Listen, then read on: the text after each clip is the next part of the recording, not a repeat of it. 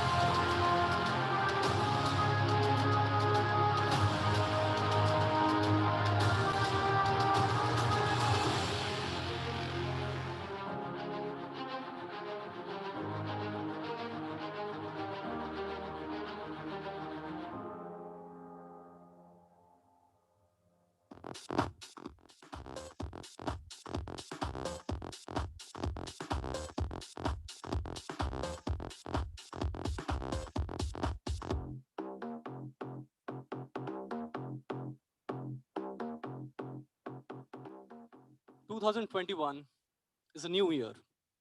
It's a year of new goals, of new hope, of new objectives. After the last year, when we decided to come up with this summit and bring this summit to you, it was your response to it which gave us new strength. It gave us new hope. 2021 के इस energy startup summit की नींव, इसकी सोच जब हमने रखी, तब ये आपका सहभाग था जिसने हमें नया जोश दिया, नई उम्मीद दी। आज हमारे साथ इस समिट में हजारों एस्पायरिंग फ्यूल एंटरप्रेन्योर्स जुड़े हैं और आए मिनट जुड़ते जा रहे हैं। आज हम बहुत से इंडस्ट्री एक्सपर्ट्स, इंडस्ट्री स्टॉलवर्ड्स और चीफ स्पीकर्स के साथ बात करेंगे। और आज एक सपना है इस देश की और दुनिया की एनर्जी डिस्ट्रीब्यूशन सिस्टम को बदलने की नींव रखना, उसकी तरफ आज एक पुख्ता कदम रखा जाएगा। एक आज का समिट हमें पूरी उम्मीद है कि एक पहल होगी, एक माइलस्टोन होगा। जितने भी प्रतिभागी, जितने भी सहभागी और एस्पायरिंग फ्यूल एंटरप्रेन्योर्स हमारे साथ आज इस समिट में जुड़े हैं, हमें उम्मीद है कि इस समिट के बाद वो चीफ स्पीकर्स, इंडस्ट्री स्टॉलवर्ड्स के नॉलेज का इस्तेमाल, उनका उपयोग पूरी तरीके से अपने साथ ये नॉलेज वो ले पाएंगे। और आज इस इवेंट के साथ हम एक नए सपने की तरफ, एक नई दिशा की तरफ एक अहम कदम रखेंगे। इस प्रोग्राम की शुरुआत करने के लिए अब मैं रिपोस एनर्जी के फाउंडर्स मिस्टर चेतन वालुंज और मिसेस अदिति भोसले वालुंज को स्टेज पर बुलाने का अनुरोध करूंगा।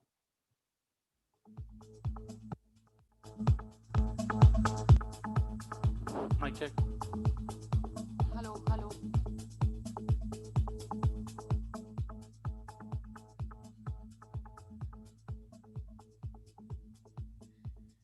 Namaste, Namaste, India. India.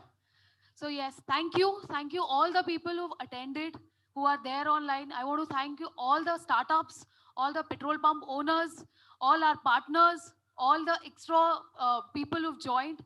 And I want to say thank you to all those people who are watching it live on Zoom. Thank you so much. So यार आप सोच रहे होगे कि Energy Summit, what is it exactly? So Energy Startup Summit, it aims to change the fuel distribution, energy distribution system of India. Energy system को distribute करने का हमको तरीका बदलना है।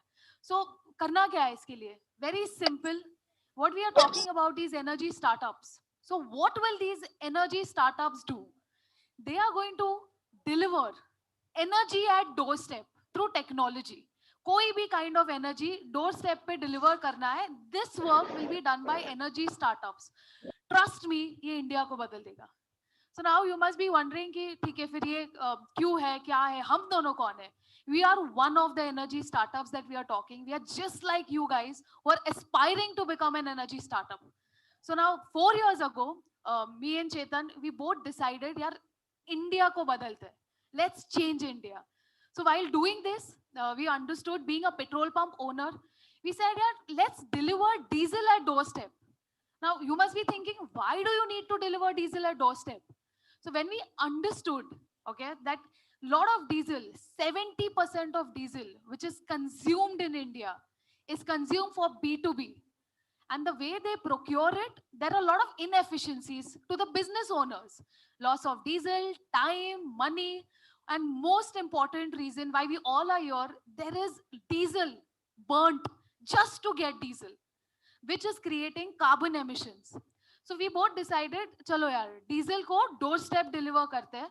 By doing this, in the next 5 years, we will save about carbon emissions worth planting 24 crore trees just by making diesel delivery efficient. So when we started it, everyone told us not to do it. It's a very big thing. तुम बहुत छोटे हो, तुम अभी 25-26 साल के हो, पागल हो क्या? सब मिनिस्ट्री, गवर्नमेंट ये सपोर्ट नहीं करेगा। And guys, you know what we did? We still went ahead. We took that risk and we both said, let's build an innovation, let's build a mobile fuel station which will take this diesel at the doorstep. So, yes, our journey towards innovation started 4 years ago. Today, as we talk, we both started with a team of two people. We are right now all across India with 400 plus team members. We have got things have fallen in place. Government, OMC, everyone supported us. And we both looked at each other and we said, yeah, hum bhi startup hai. If we can do it, if two common people of India can do it, why cannot 65% youth of India do it? So we said, diesel to successful ho gaya. Let's take all kinds of energy on wheels. Diesel, petrol, CNG, gas, any kind of energy. हम India का energy distribution change करते हैं. So that's where this dream started. And a lot of you will feel, क्यों करना है ये? Trust me, guys. You all 55%, more than that, people who will be listening to this from India and across the world, especially from India, we are below the age group of 35. We are in our 20s. India needs us now. और India के लिए करने का बचपन से सबको dream होता है. This not some philosophy that we are going to tell, but यार let's come ahead, let's support India. And एक ही लाइफ है इंडिया को सपोर्ट करने का. Let's all take India to the next level. Yes, thank you, Aditi. I think last year we all were there. We were locked up. Everyone knew how the entire year was. And we were just thinking about the economy, our jobs, and our things, what exactly is going to happen next. But this year, the 2021, this entire decade belongs to our youths, youth of this nation. हम लोग अगर 65% population 35 years के नीचे है, we can do it. We really can do it. Let's come out. Let's innovate. Let's start up. Let's stand up. Let's come on, do it something for our nation. And we are very sure हम लोग India को global brand बनाएंगे, global market बनाएंगे. And we are very sure ये अगला 10 साल अपना है, अपने यूथ का है, अपने 35 इयर्स के जो नीचे ग्रुप है, ये 65% पॉपुलेशन वर्ल्ड में कहीं पर भी नहीं है. Let's come on, do it. Now we are going to present an amazing line of speakers from Niti Aayog, from Ministry of Petroleum, from Ministry of State, everyone from US who is going to talk about this entire economy of our nation through startups. Let's come on, do it. Let's move towards a cleaner India, greener India, environmental beneficial India. So we are going to just show you a small glimpse what Repos made, what we were. Thank you. Thank you. Thank you so much.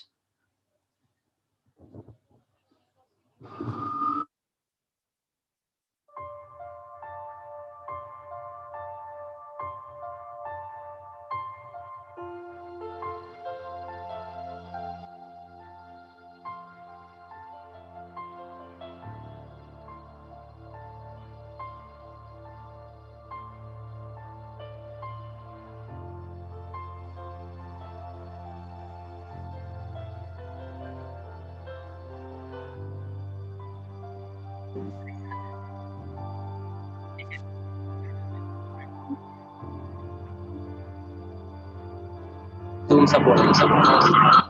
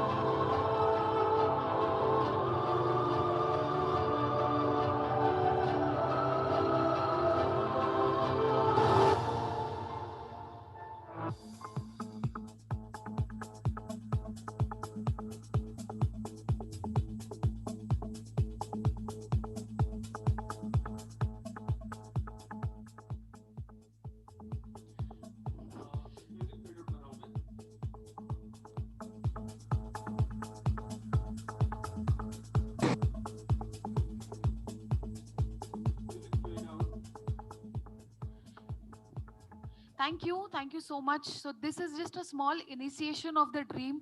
We said, यार सब trend west to east आता है. This one chance we have to take India global. India को एक मिसाल बनाते हैं world में. Let the people of world look up to India.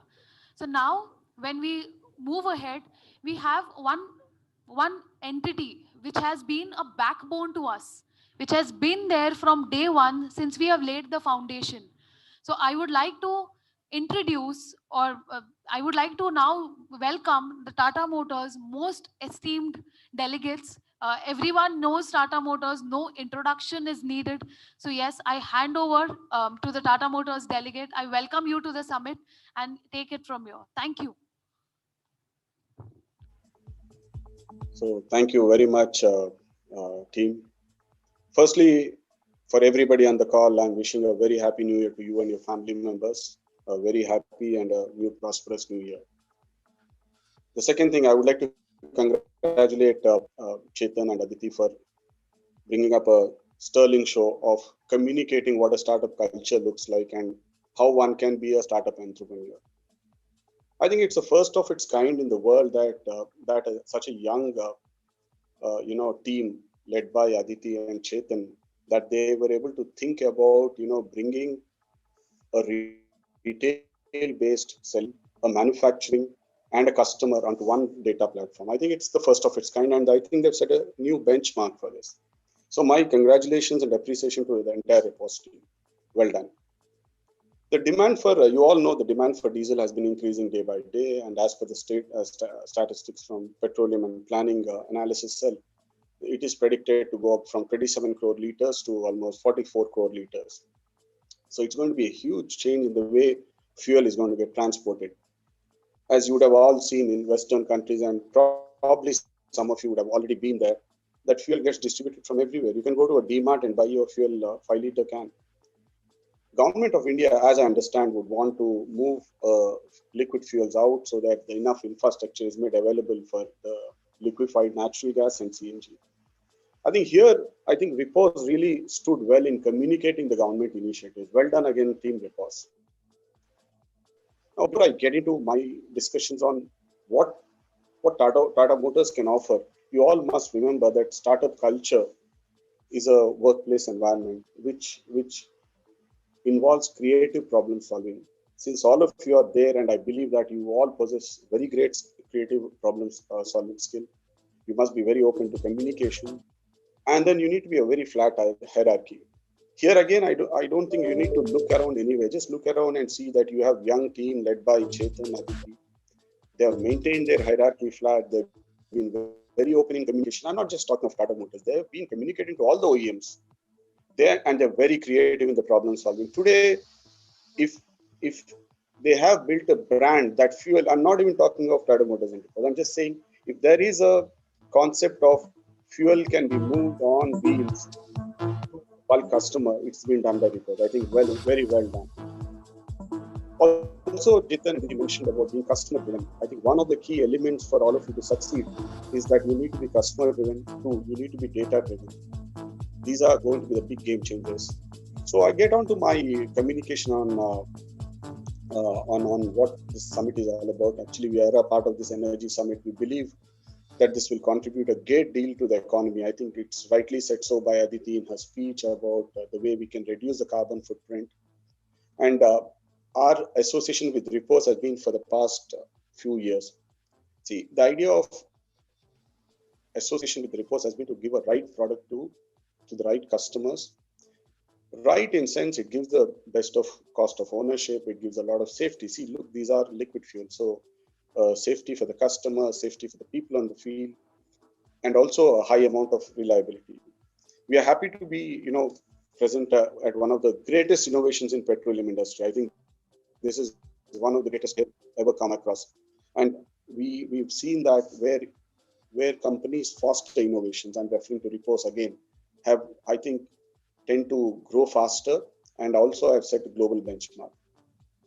Almost 3 years ago, it was only Tata Motors Ultra Chases, the first Repos, the first prototype that we had made on Repos, and Tata team, the entire the engineering team extensively worked with the Repos team to accommodate all the technological innovations devised by Repos team. I think here again I must appreciate, and I go back to my first point of fostering a creative culture. Aditi and Chetan have brought in that that culture of innovation. So they work very closely with our design teams, and a special purpose vehicle was designed to facilitate a seamless doorstep fuel delivery. We believe that innovations like this have a potential to revolutionize the entire energy market. I'm telling you, entire energy sector. There are exciting times for the fuel industry in India, and where individual aspirants can actually own a mobile petrol pump. See, as I mentioned, probably 5 years down the line, maybe 80% of the liquid fuels will be moving on the wheels right at the doorstep. And you may not see a brick and mortar infrastructure being needed for a, for a fuel retailing. So we believe there is a future in the energy distribution in a nutshell, therefore. We at Tata Motors have always taken a pride in the fact that we are able to help small businesses, standalone entrepreneurs with our products. There are numerous inspiring stories of resilience, respiration where individuals have grown their businesses to next level. I can give you a small example. To the customers, in with my rich experience, to the customers whom we have delivered one vehicle 15 years back, he's reached levels of 20 to 30, and some of them have made listed companies today. So Tata Motors is very proud of its association with its customers. At present, with the innovation of energy on wheels, we are witnessing a similar change here. The new age opportunity for young and enthusiastic entrepreneurs. You don't have to look anywhere. I'm repeating. You got Chetan and Aditi to look at. At times, I feel, an awe, respect, and sometimes envy. I should have been like Chetan and Aditi in terms of, being being entrepreneur, being startup driven, and fostering the culture of startup. We at Tata Motors realize that we have an important role to play in terms of providing necessary tools for growth. So our products are best in class, they're best in terms of reliability, they're best in terms of the fuel efficiency, they're best in terms of the resale value. Overall, it's a win-win situation for entrepreneurs like you. So I would like to thank Chetan, Aditi for giving me an opportunity to speak on this. Thank you very much, and I wish you a great day ahead in the start event. Thank you very much.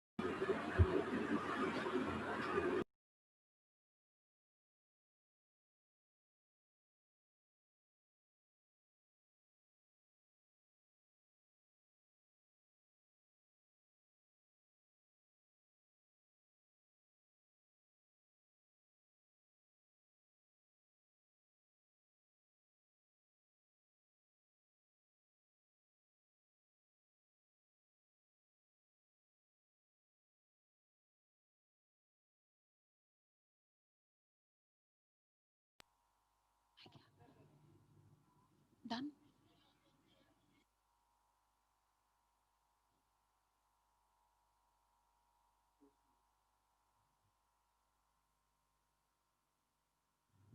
Thank you so much, Satish sir. I think this was a great insight for people who are looking forward for this concept.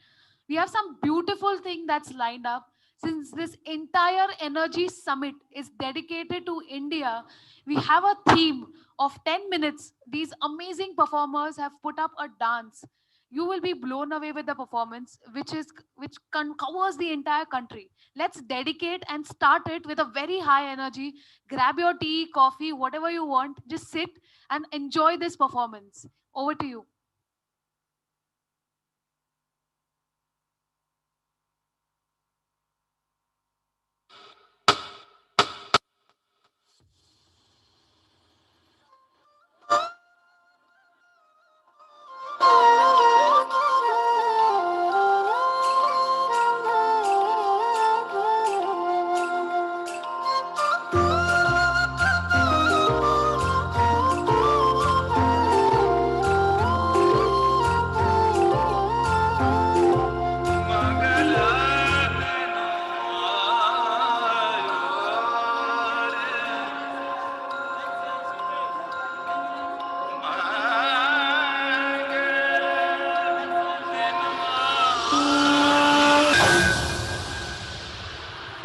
झम तक झम तज्झम तद्दित्ताम आम ताम ताम दित तरिकिट तकता झम तक झम तज्झम तद्दित्ताम आम ताम ताम दित तरिकिट तकता झम तक झम तज्झम तद्दित्ताम आम ताम ताम दित तरिकिट तकता झम तक झम तज्झम तद्दित्ताम आम ताम ताम दित तरिकिट तकता झम तक झम तज्झम तद्दित्ताम आम ताम ताम दित तरिकिट तकता झम तक झम तज्झम तद्दित्ताम आम ताम ताम दित तरिकिट तकता झम तक झम तज्झम तद्दित्ताम आम ताम ताम दित तरिकिट तकता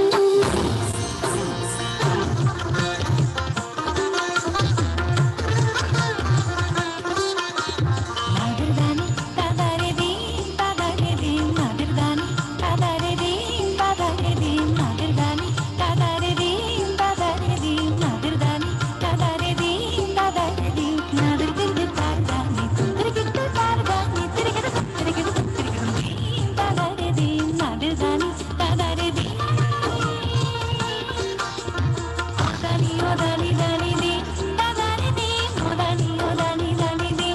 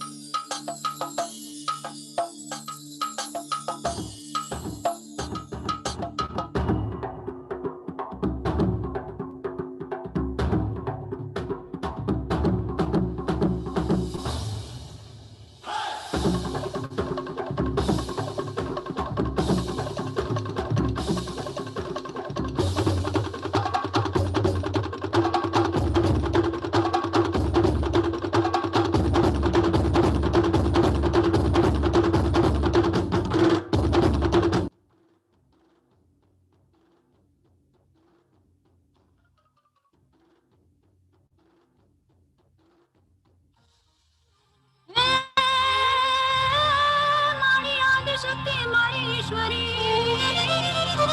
ने जगमा जगमा तारा जय जयकार मां चामुंडा तमे चितमा वसो एकम करी जशो पेली पार अरे तारी तारी अलगारी आंखड़ी मां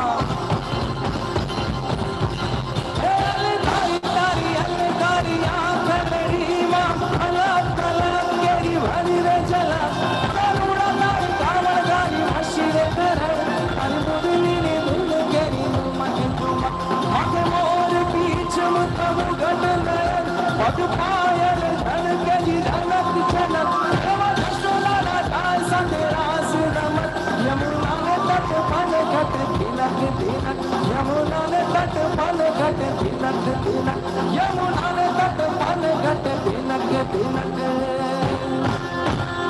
हरी घड़ियों जगावे हरी घड़ियों जगावे फिर बातों में छपा होई के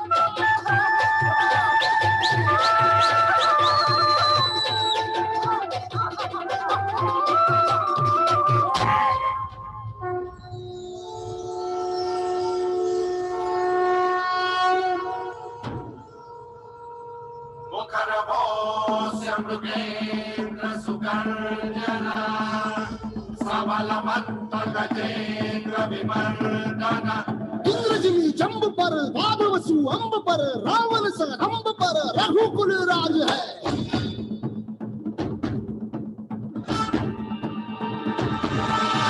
पौर्णमारी बाह पर शंभुरती नाह पर जो सहस बाह पर राम गिजराज है। गिजराज है। गिजराज है।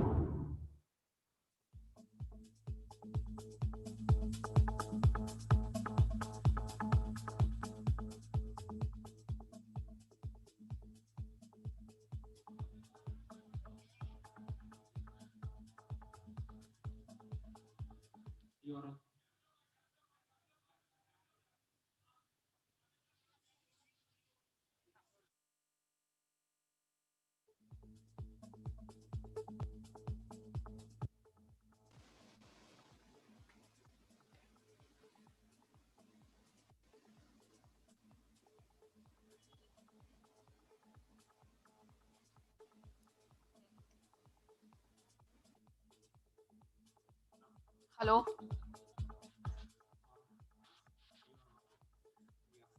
Thank you so much for this phenomenal performance. I'm sure you all must have enjoyed it. So let's start with our amazing list of speakers. So you all must be wondering, यार India में क्यों करना है? ये big risk क्यों लेना है? Is this thing happening anywhere in the world? So we have one amazing speaker, Matt Powers, who's a business development head for Gilbarker and Widerroot. Now, what's GVR or Gilbarker and Widerroot? What is it? So GVR is a global pioneer and one of the largest company which provides the fuel management solutions. Let's hear from him. What are the global scenarios of doorstep diesel delivery, energy delivery, what it looks like, and why India should take a lead now? Over to you, Matt. We welcome you for this summit. Hi, thank you, Aditi. Thank you so much for having me here today. What an amazing performance. Really honored and delighted to be a part of this group today. My name is Matt Powers. I'm the Business Development Manager for Gilbarco Veeder-Root India. Gilbarco Veeder-Root is the oldest manufacturer of gas station equipment in the world. And I wanted to leverage some of that experience that we've got today to really briefly go into the history and background of fueling. And then most importantly, talk about what all this great technology that we've got that we didn't even think was possible 10 years ago has opened up new doors, and the most recent evolution that we're seeing around the globe, and especially right here in India, on mobile fueling. So real quickly on Gilbarco Veeder-Root, it's a large company. It spans operations in over 40 countries, has over 6,000 employees, most importantly, has a very strong base right here in India. Around the globe, we have manufacturing headquarters, a large headquarters right here in Coimbatore, India, and sales and research and design, which is out of Mumbai, and as well as service that spans the entire country. Over 1,600 people in the field, keeping the industry healthy. Now, Gilbarco Veeder-Root is more than really just one brand. It actually encompasses 18 smaller brands that were mostly put into the product portfolio through acquisition, but largely because we wanted to delight our customers and bring all the products together that would fill out the portfolio and provide everything that a gas station needs to run their business. Now, really quickly on the history of Gilbarco, it actually goes back over 150 years. Two gentlemen named Gilbert and Barker came together right after the American Civil War in 1865 and actually founded a company called the Springfield Gas Machine. And it wasn't to power automobiles. There were no automobiles at that time. It was actually to distribute gas for lamps in real estate or commercial buildings. And over the next 20 years, up until 1884, these two gentlemen grew their business to be the largest distributor of gasoline in the world. But something disrupted them very shortly thereafter. Within the next 5 years, Thomas Edison released the very first electric light bulb. So you can see industries being disrupted all the time. This isn't a modern occurrence. This happened in the late 1800s, and these two gentlemen had to find a way to encourage new markets to come up. And what they found was Henry Ford releasing his very first Model T in 1910. And really the story of the modern day gas station and convenience store around the world and fueling as we know it today began then and started to grow with a boom. It evolved over the next 20, 30 years into new kind of technologies that would actually be at a gas station. And you can see here on the very top right picture, right there, you have one of the very first automobiles and the very first hydraulic hand cranked gas pump. So not the easiest thing to use, but they would you'd be able to get fuel, and but so many pain points involved in that. Now it evolved over the next 20 or 30 years. So one of the biggest things that that the industry ran into as gas stations were starting to emerge in the 1920s and 1930s was people didn't trust how much fuel that they were getting. So in the top left-hand corner, if you can go forward 2 slides, please, on the deck. In the top left-hand corner that you can see there is a old hydraulic gas pump from the 1920s where they would actually fill to the top of a clear glass window and be able to see how much fuel was draining down over time. Very, very innovative for its time, very exciting, still some of the most beautiful gas pumps in the world. So time went on, World War II happened, it revolutionized fueling to a scale that was never seen before. When people came back from World War II, they wanted convenience. They wanted to be able to get their mechanic and their fuel and maybe a snack all in the same spot. And the modern day gas station really started to take form. And business was so booming that the scale of manufacturing and research and development had to change locations. And in the bottom left-hand corner, you can see there, one of our new headquarters in Greensboro, North Carolina was founded, and we rebranded ourselves as Gilbarco, as we're known today. And 15, 20 years later, we pioneered the very first putting of modern electronics into gas pumps themselves. So things that we're familiar with today, like price and volume displays, multi-product dispensing, and pay at the pump technologies, started to really become commonplace and take over the industry and shape the industry. But all that technology that we started to put in really started to push strong over the last 5 years. And with the advent of smartphones and lithium batteries, we saw a rush of technology coming into the gas station and the fueling distribution. And in 2018, alternate fuels, even like electric vehicles, started to be the next innovation. And in 2019, one of the most exciting things I've been a part of and seen in the entire world as a trend is retail fueling started to go mobile. If I can go to the next slide, please. So retail fueling going mobile, we started to recognize this trend about 2 years ago. And it started happening in all these great innovation centers around the world. You notice that the locations are Ann Arbor, Michigan, and Palo Alto, California, Manchester in the United Kingdom, Victoria in Australia, Dubai in the Middle East. And we have these very similar trends and innovation and experiments and prototypes happening around the world, where a mobile Bowser with some sort of fueling technology will go to the point of use and therefore massively increase the amount of efficiency built into the system. And even a next step to that would be adding a kind of fuel distribution hub or portable fuel site where the Bowsers could both deliver into the point of use and then deliver into a repository or storage unit close to the site and be able to distribute the fuel as needed. This is perfect for fleets, mining and construction, maybe even farms.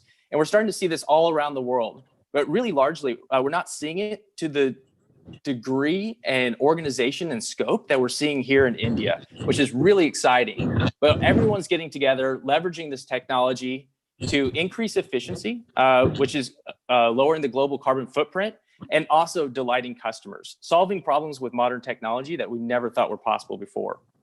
If I can go to the next slide, one thing that kind of caused a bit of a question in our mind a couple of years ago as we started to look at this industry was, how do we get all of the modern day forecourt great technology, software and hardware technology that has been developed over the last 100 years, how do we put that into a mobile or transportable application? And I think a lot of people in this room know and are familiar with a lot of the gas station equipment. We've got, of course, the gas pump, the dispenser. Everyone knows what it's evolved into today. Sometimes it has embedded payment solutions. Sometimes it's a handheld card reader by an attendant. Always speaking through an automation or point of sale software that talks to the bank. One of the things that we say about the Gilbarco Veeder-Root solutions is that we're the only one in the world that's actually put together the whole system, everything from tank to bank. So kind of a familiar saying to us. And talking about everything that goes into the tanks below the ground, the automatic tank gauges that tell you how much fuel is remaining in the health of your site, to the turbine pumps that pressurize the lines and give a healthier system for dispensing fuel, to even the new applications and mobile payments that link everything together between payments and site health. And then, of course, the new advent of electric vehicle chargers that we've seen. Now, if I can go 2 slides forward, please. So just recently, in the last year and a half, we started to see this modern trend really taking shape in India. We were mostly just observing, and people were using more industrial type fueling equipment, something that customers wouldn't be as familiar with.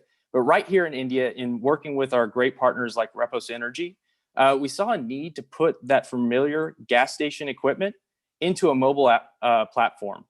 And so a year and a half ago, again, this is such a new thing that a year and a half ago, we didn't even really know or think that putting a large gas pump with all the hydraulics and the security electronics and all the electronic boards that have to speak to the dispenser, we didn't think that that was really possible to put in such a compact mobile application, make it vibration resistant, make it durable and useful for these applications. But again, working with our partners, we proved out a number of prototypes and made sure that it is actually available for the industry. And it was born right here in India, the birth of this very new product that we hope will go global over the next few years. But the mobile dispensing unit is one of our newest babies, barely over a year old. Very exciting to us. You can see a wonderful photo of it in our Repos browser right there. Now, only a few months later, in March of 2020, again, a very new product was the portable fuel site. The very first one for Gilbarco was launched in China. But we know that there's a number of prototypes going on around the world, especially a number right here in India, which makes it extremely exciting evolution. And all the startups in this room, speaking directly to you, you will be the one that get to define how to use this technology, what's the best use cases, and how to leverage this technology to delight your customers, the end users and point of use consumers of this type of fuel. So going on to my very last point that I want to cover with the team today. So Gilbarco Veeder-Root has years and years of experience with various types of fuels around the world. And it's all developing at different times. It's not just petroleum and diesel around the world, but the whole world is looking at ways to limit its emissions, limit its carbon and sulfur and nitrogen footprint that can cause respiratory problems and problems for the future generations.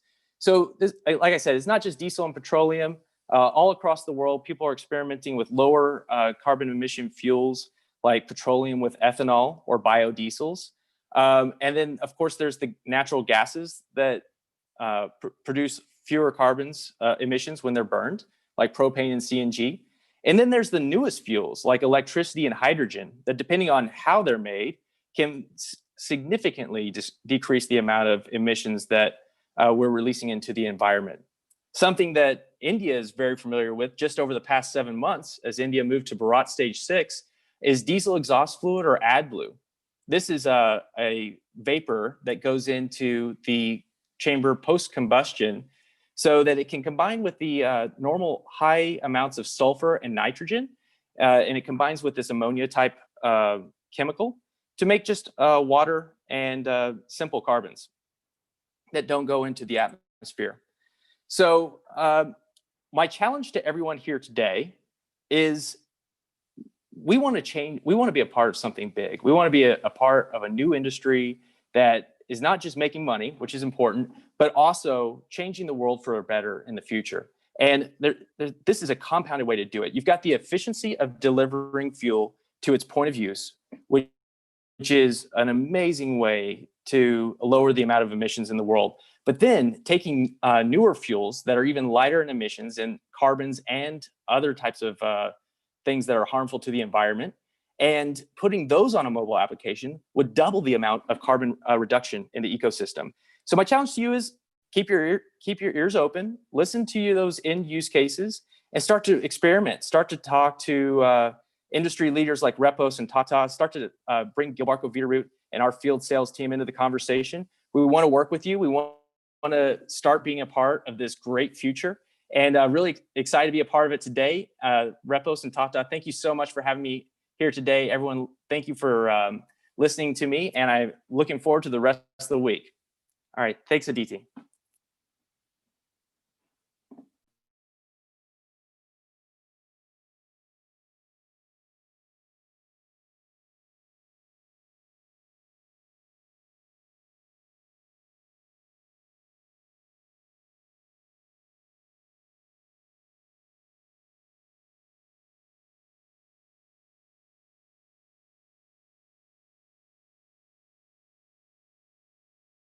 We have one more speaker lined up who is joining us from the United States of America. Unfortunately, due to the time constraints, he could not. So he sent us a recorded video. He will be explaining efficient ways of fueling through reduced carbon emissions. So what exactly he'll be talking is, can we explore different kinds of fuels? Because the most important challenge that the entire globe is facing is carbon emissions. And John Eichberger, he's the managing director of Fuel Institutes of America. He will be talking and sharing few insights on how we can reduce carbon emissions with efficient fueling through transportation. Over to you.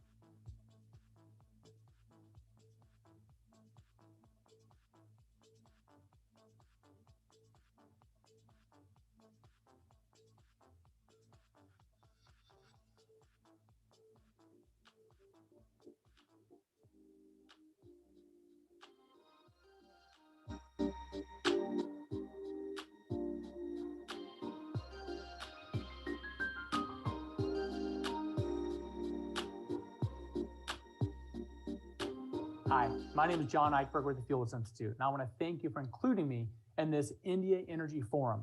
Today, I want to provide a broad overview of some of the global initiatives being used to address carbon emissions from the transportation sector. Now, before we get started, let me tell you a little bit about the Fuels Institute. We are a US-based research organization that has been around for about 8 years.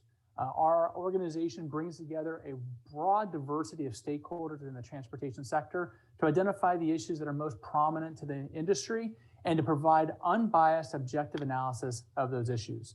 You see here the list of our board members who identify our research agenda and approve our research publications.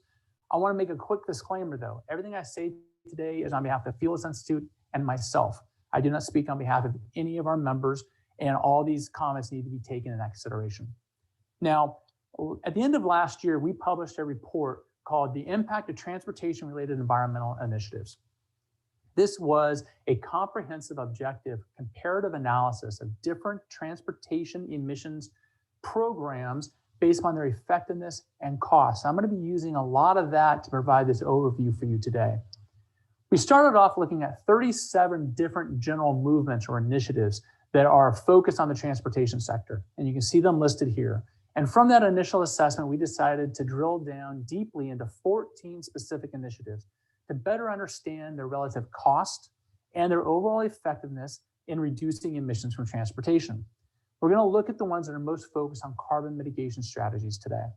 And so we took a look at those 14, we plotted them on this chart. The way you read this chart is the higher up on the chart an initiative is placed, the more effective that initiative is at reducing emissions. The further to the right, the higher the cost is, either to industry, consumer, society, government programs.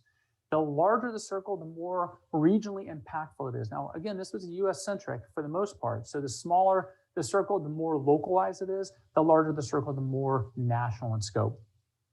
And today I want to focus on carbon pricing. I want to talk about biofuels, vehicle electrification, internal combustion engine bans, mobility and connected autonomous vehicles. Then I'm going to touch on diesel fuel because it's such an important component of the transportation system in India. When we think about carbon pricing, it's gaining momentum. In fact, some of the major oil companies in the past have expressed a preference for a carbon pricing mechanism to address emissions because it's much more transparent, easier to understand. And it is also has gained so much traction across the globe. If you take a look here on the map, you can see where a carbon pricing mechanism has been implemented all around. And the chart to the right, it also shows that in 2020, about 20% of global greenhouse gas emissions were governed by some sort of carbon pricing mechanism. And that is a huge increase from just 10 years ago when fewer than 5% were covered by that program. And so we're seeing that get a lot of traction, and there's a lot of opportunity for that type of program to be implemented across the world. Europe probably leads the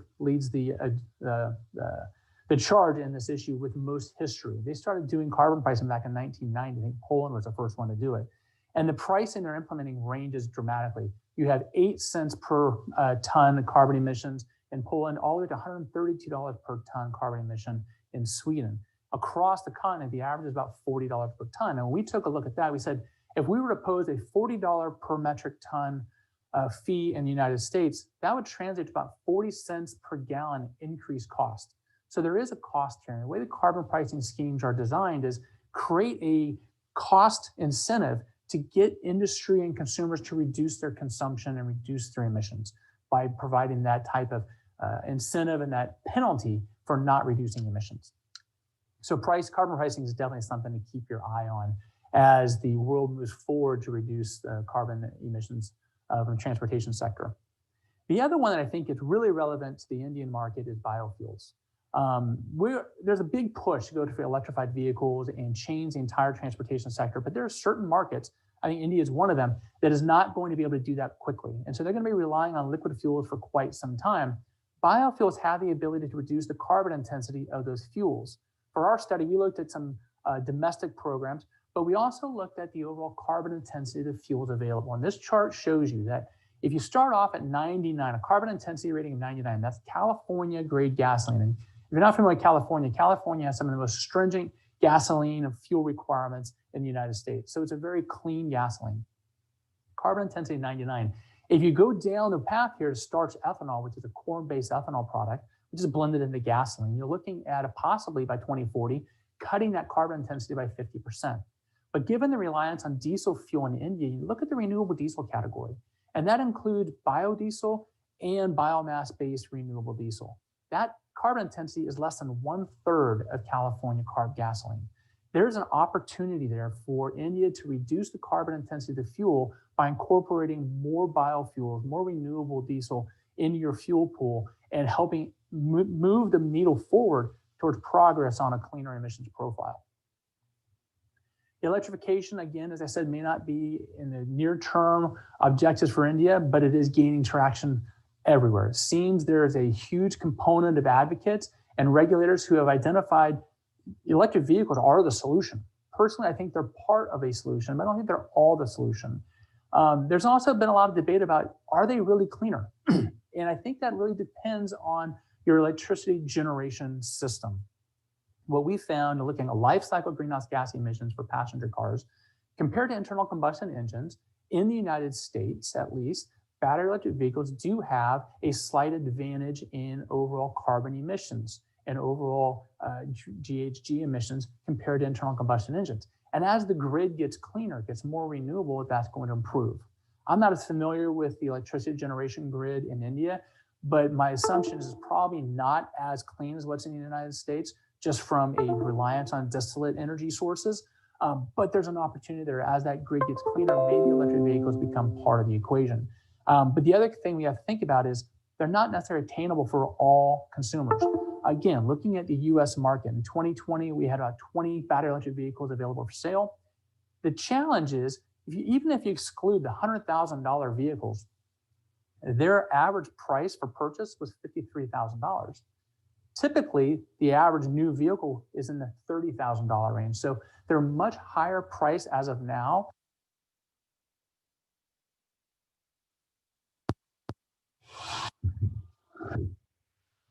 I don't think it's viable because you have to think about so many different component proposals.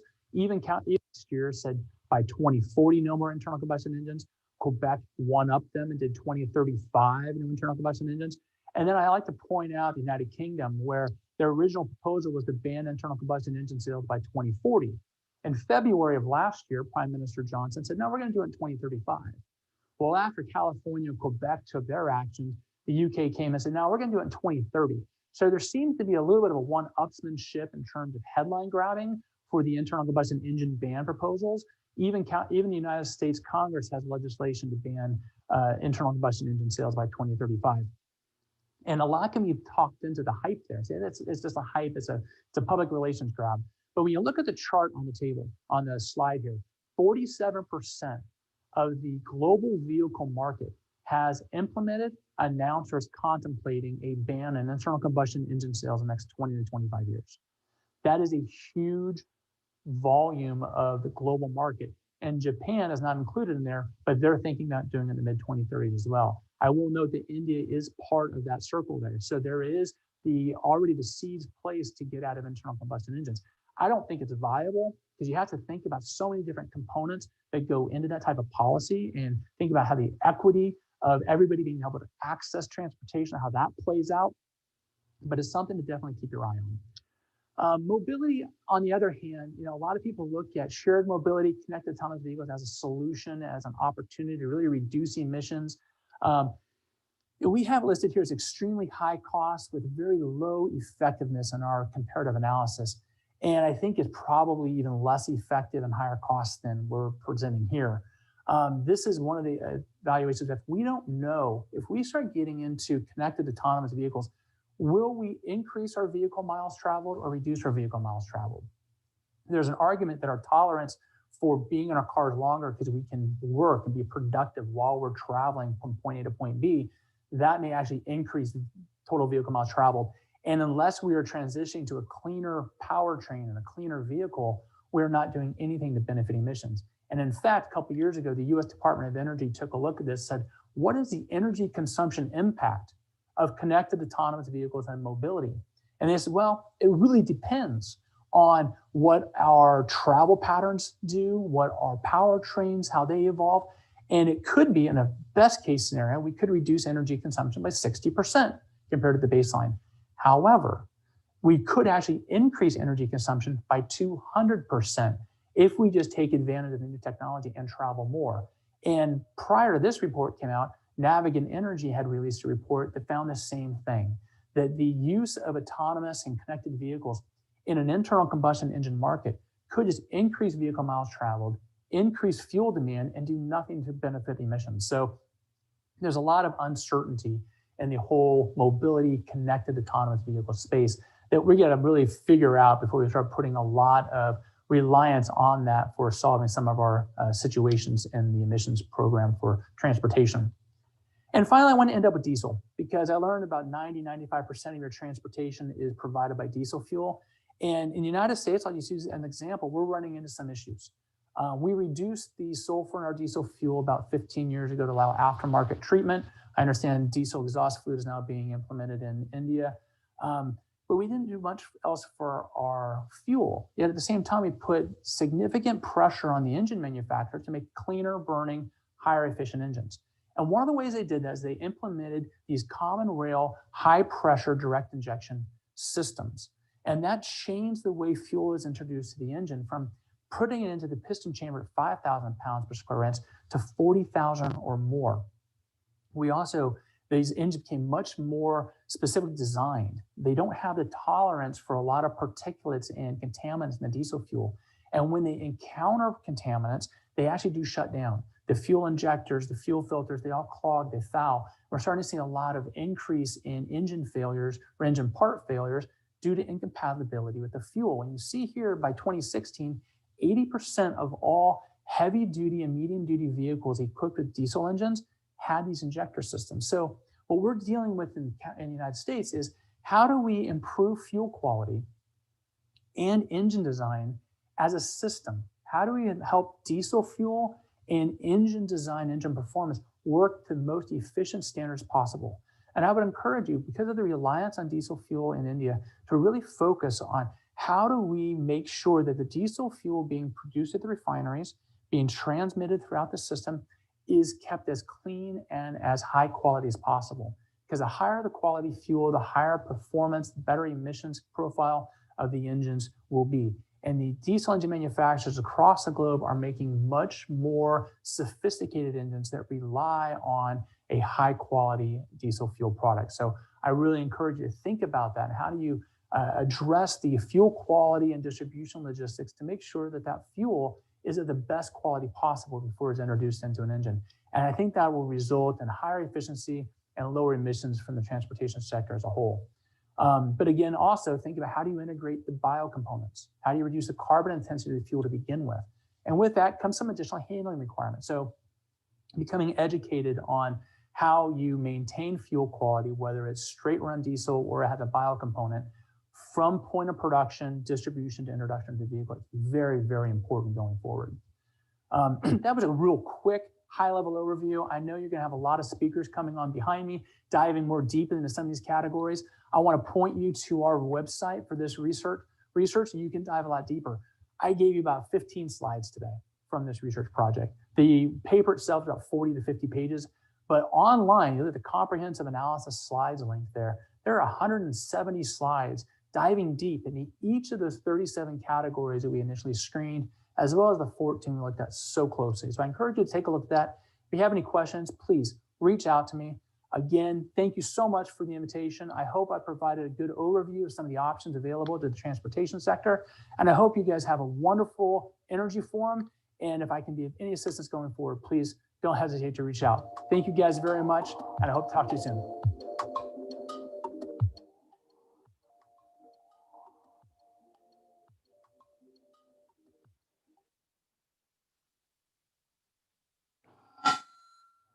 Hello.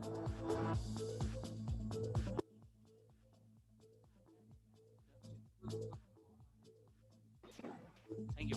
Thank you. Yes. Thank you, John. So we understood with the efficient way of energy distribution, the different basket of energies has to be made. And now we have lined up an amazing speaker, the one who's not only going to think where we are thinking only about diesel, diesel, diesel. Now it's a time of gas, where India needs to move towards a gas-based economy, where the next step, the next stage of this entire model is going to move on CNG on wheels. So let's welcome S. Haldar, the Managing Director of MNGL, who's going to speak about the entire CNG mobile refueling unit. Thank you.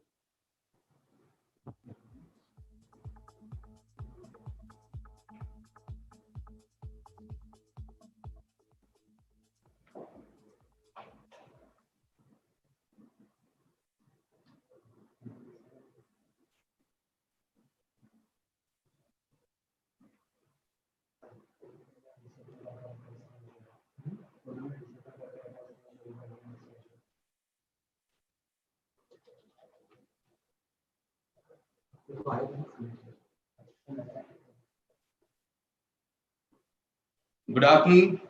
Am I audible?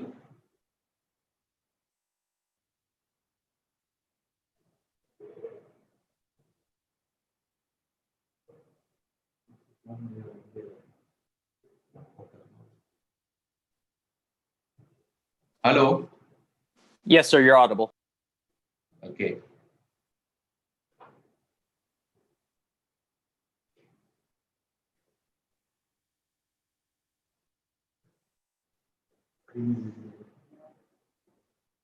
The screen is not visible.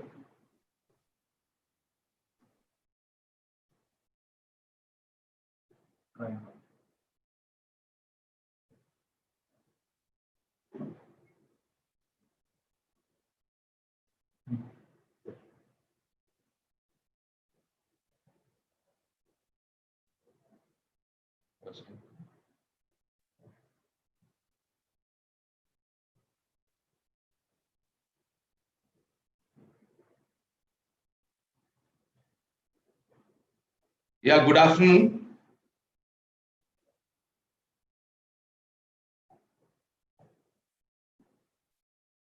India predominantly is considered as an oil-based economy, as India is heavily dependent on crude oil. India is the second largest importer of crude oil and its products after China. While giving significant leverage to future natural gas penetration via city gas distribution, LNG terminals, and gas pipelines to create a robust infrastructure, generating employment, and playing a significant role in achieving the shift towards a gas-based economy with natural gas as the next generation, cheaper, and environment-friendly fossil fuel. Government of India in general and Ministry of Petroleum and Natural Gas in particular has given a special thrust to the city gas distribution sector, as the same is going to prominently emerge as a potential game changer. India ranks fourth in natural gas reserves, and our country's natural gas sector that accounts for almost 6% of total natural energy mix. Now, with an objective of moving from oil-based economy to gas-based economy, like countries like USA, UK, Russia, Australia, etc., India has set a target of 15% share for natural gas in the country's energy mix by 2030. Like the developed countries, natural gas today in India has a significant role to play in a global energy sector. Among the major fuels, natural gas is expected to contribute the largest share in the total pie of the energy basket due to increased use in sectors like industrial, transportation, and power generation. The total length of gas pipeline in India is around 15,000 kilometers, and another 16,000 kilometers pipeline will be added to natural gas grid in next few years. Before the onset of the 9th and 10th CGD bidding rounds, there were 92 authorized CGD networks in India, and after 10th bidding round, CGD network has been and also being established in 228 geographical areas comprising 402 districts spread over 27 states and union territories, covering approximately 70% of India's population and 53% of its geographical area.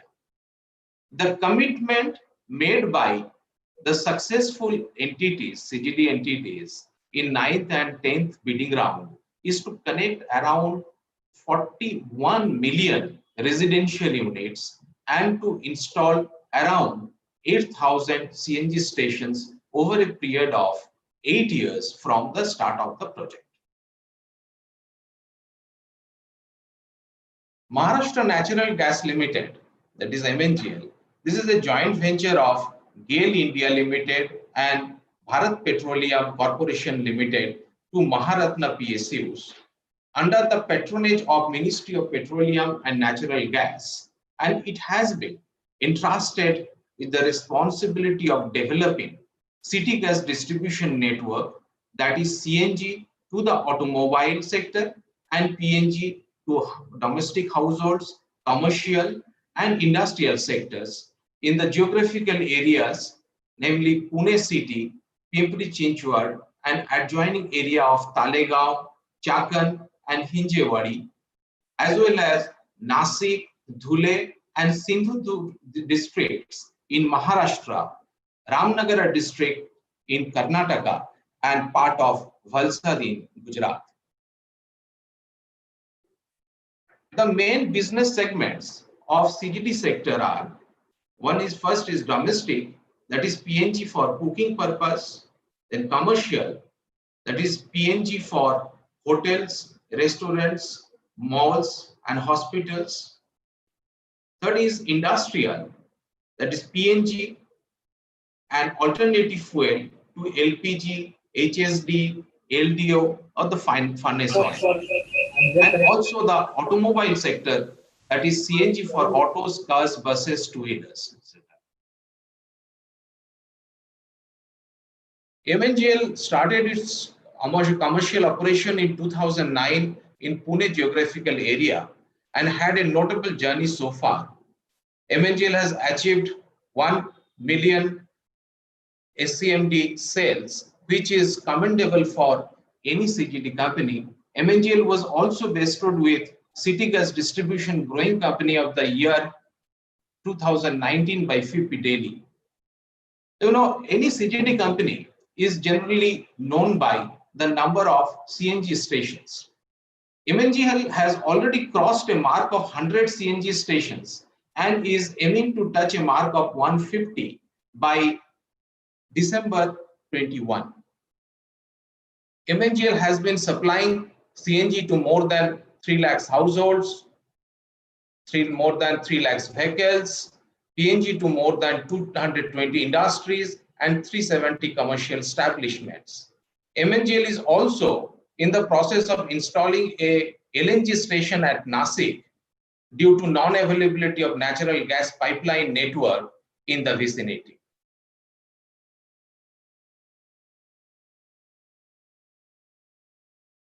For development of city gas distribution in various geographical areas, the various initiatives adopted by MNGL that includes implementation of dealer-owned, dealer-operated policy, popularly that is known as DODO, then exploring the possibility of flying long-range CNG buses with Type 4 cylinders for inter or intrastate transport, then reverse engineering project for CNG kit for two-wheeler segment in order to reduce the weight and cost of the CNG kit. Then CNG fueled LCVs we have deployed instead of diesel for transportation of CNG through cascade to daughter booster stations to promote more uses of CNG. And the last but not the least, that is the pioneering initiative for award of mobile refueling unit. As a matter of fact, wherever sufficient land is available, we go for conventional CNG stations. However, when we face challenges with respect to availability of land, like densely populated areas, or where the areas are very remote or rural areas, or areas where pipeline cannot be laid, the best solution is to deploy MRU, that is mobile refueling unit, which takes much lesser space, flexible to operate from various locations, and it acts as a substitute of a conventional station for dispensing CNG to the general public at large, like mobile dispensing unit for diesel, as explained by Repos Energy. Although this concept is very new in India, but it was developed in Italy long back, and it was used as a strategy to deliver gas on a temporary basis to vehicles, commercial sector, or small industrial gas consumers. So in order to have a fair idea of the concept,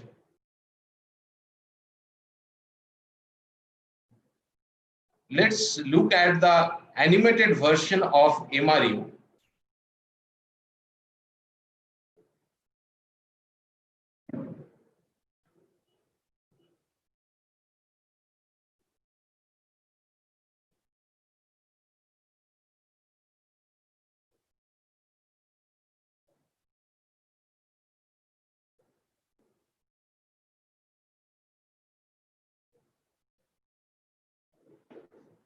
Just a minute, something.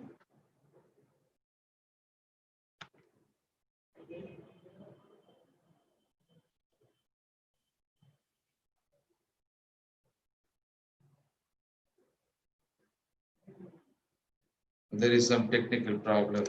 I'm just waiting.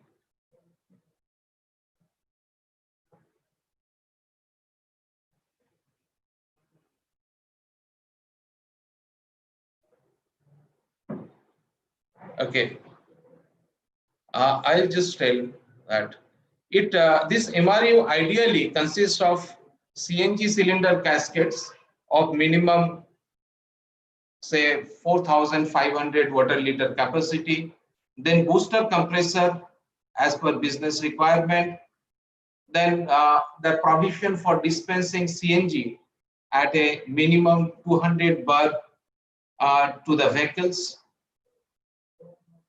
then dispensing arrangement with 2 arms, then average flow rate of 100 SCMH over the range of 250 bar to 10 bar cascade pressure, And all these items should be mounted on heavy commercial vehicle for mobile operations of MRU, and there has to be also GPS tracker.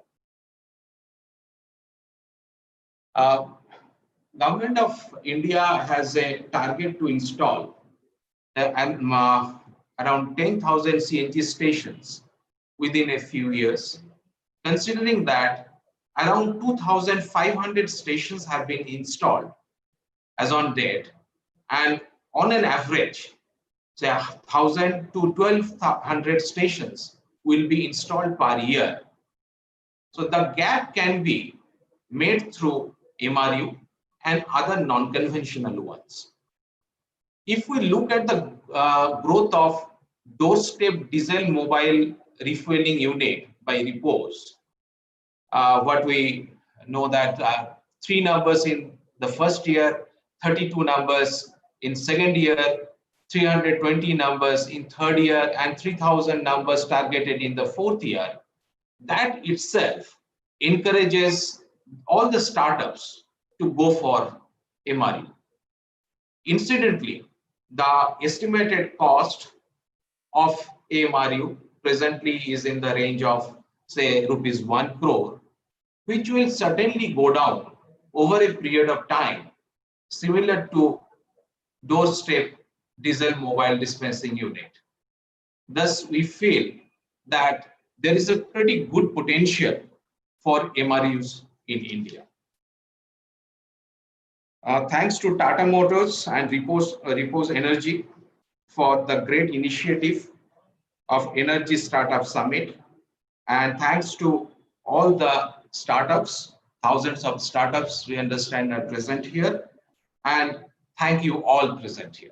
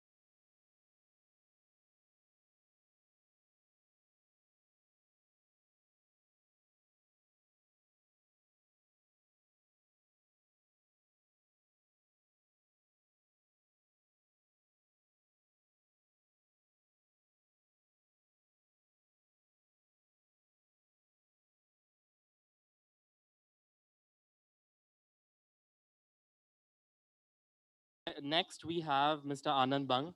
Mr. Anand Bang is the Chief Operating Officer of Tata Motors Finance. He is going to be joining us immediately to tell us about how TMF, as one of the leading NBFCs in the countries, is going to support startups and help them take it to the next level. Thank you.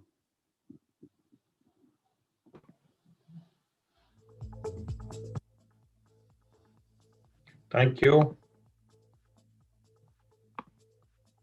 If you can kindly enable the screen sharing, please.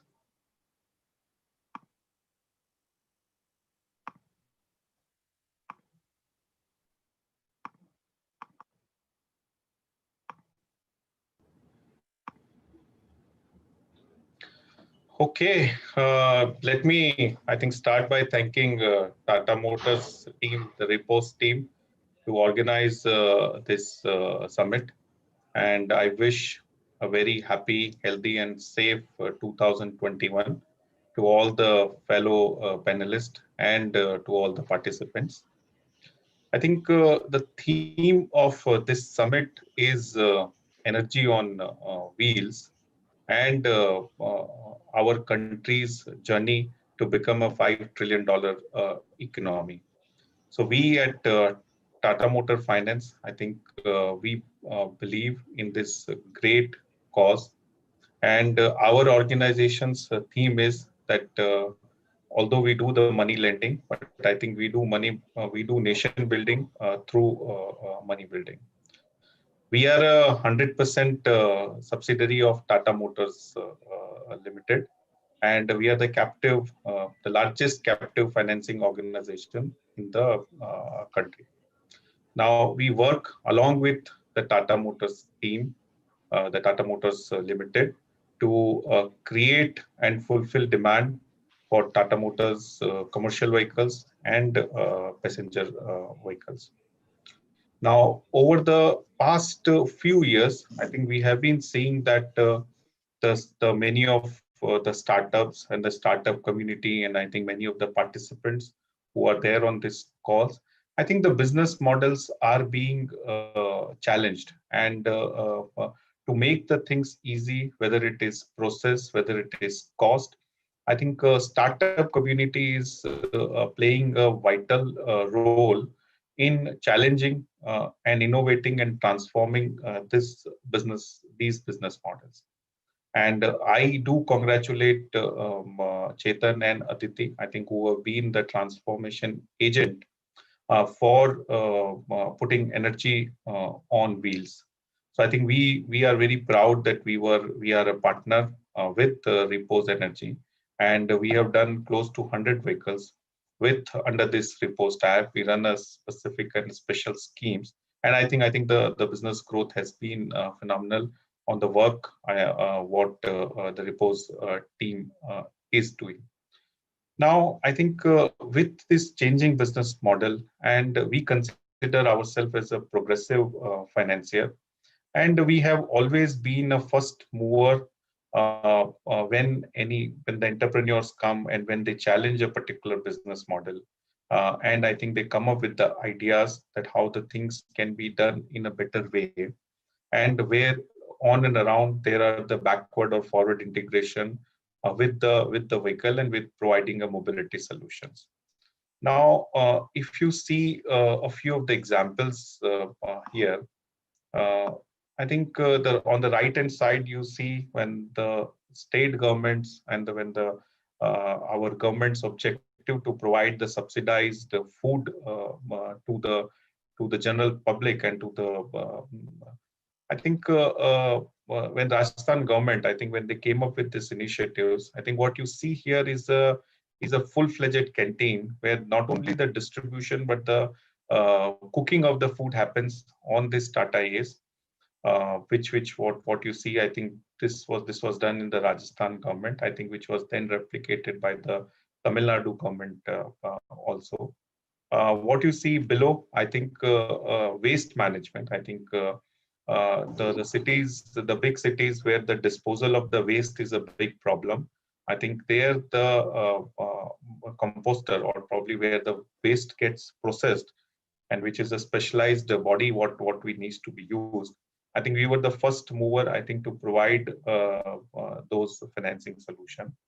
On the right hand side, you see the things like the cash moving vans and the ATMs on wheels. I think we have been again the first mover in financing those products.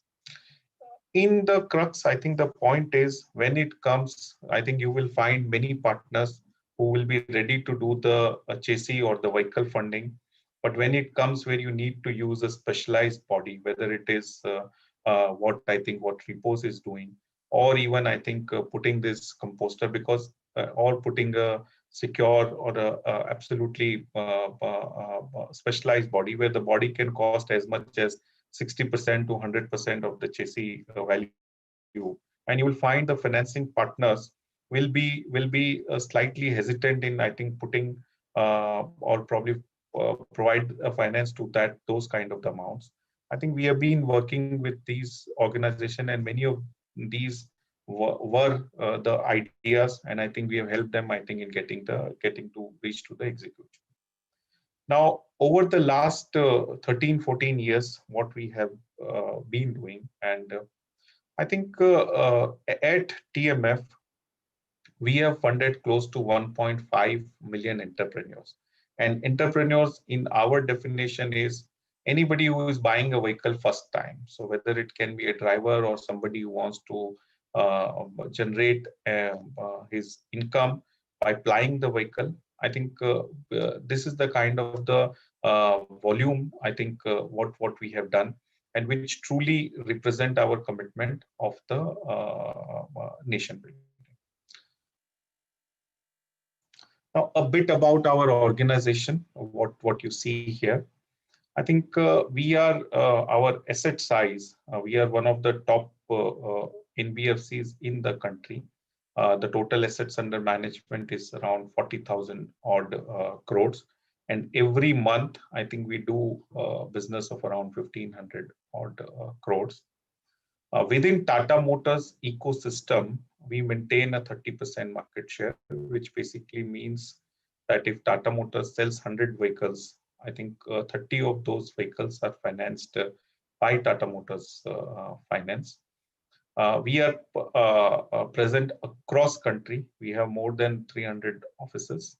The total workforce are around 7,000 people. What you see here is that our country is 17,000 pin codes, and which basically means I think, and in 11,000 of those pin codes, we have the presence and we service in 11,000 of these pin codes. And every nook and corner of the country, I think we have the present. We work side by side with Tata Motors Limited and the dealers. And over the last 10 years, we have done close to 2 million vehicles we have financed. And currently, our active customer base is around close to 5.25 lakhs. Now, from a products perspective, and when you talk about vehicle financier, I think in the last 3-4 years, with this ever-changing or evolution of the business models, I think what we have done is that just being a chassis financier, I think is not going to solve the problems, or it doesn't resolve the customer needs. I think we have integrated our business model with the customer life cycle and put up with an overlap of vehicle life cycle. So a life cycle means that obviously a customer buys a particular vehicle, and then I think which starts from whether any kind of the operating expenses, providing a financing solutions for the operating expenses, whether it's a fuel or FASTag or tires, which comes on and around that particular vehicles. Then any kind of other working capital loans, then doing any specific cross sell, which is our own tie-up with a few of the product manufacturer, where the customer can get the benefit out of that.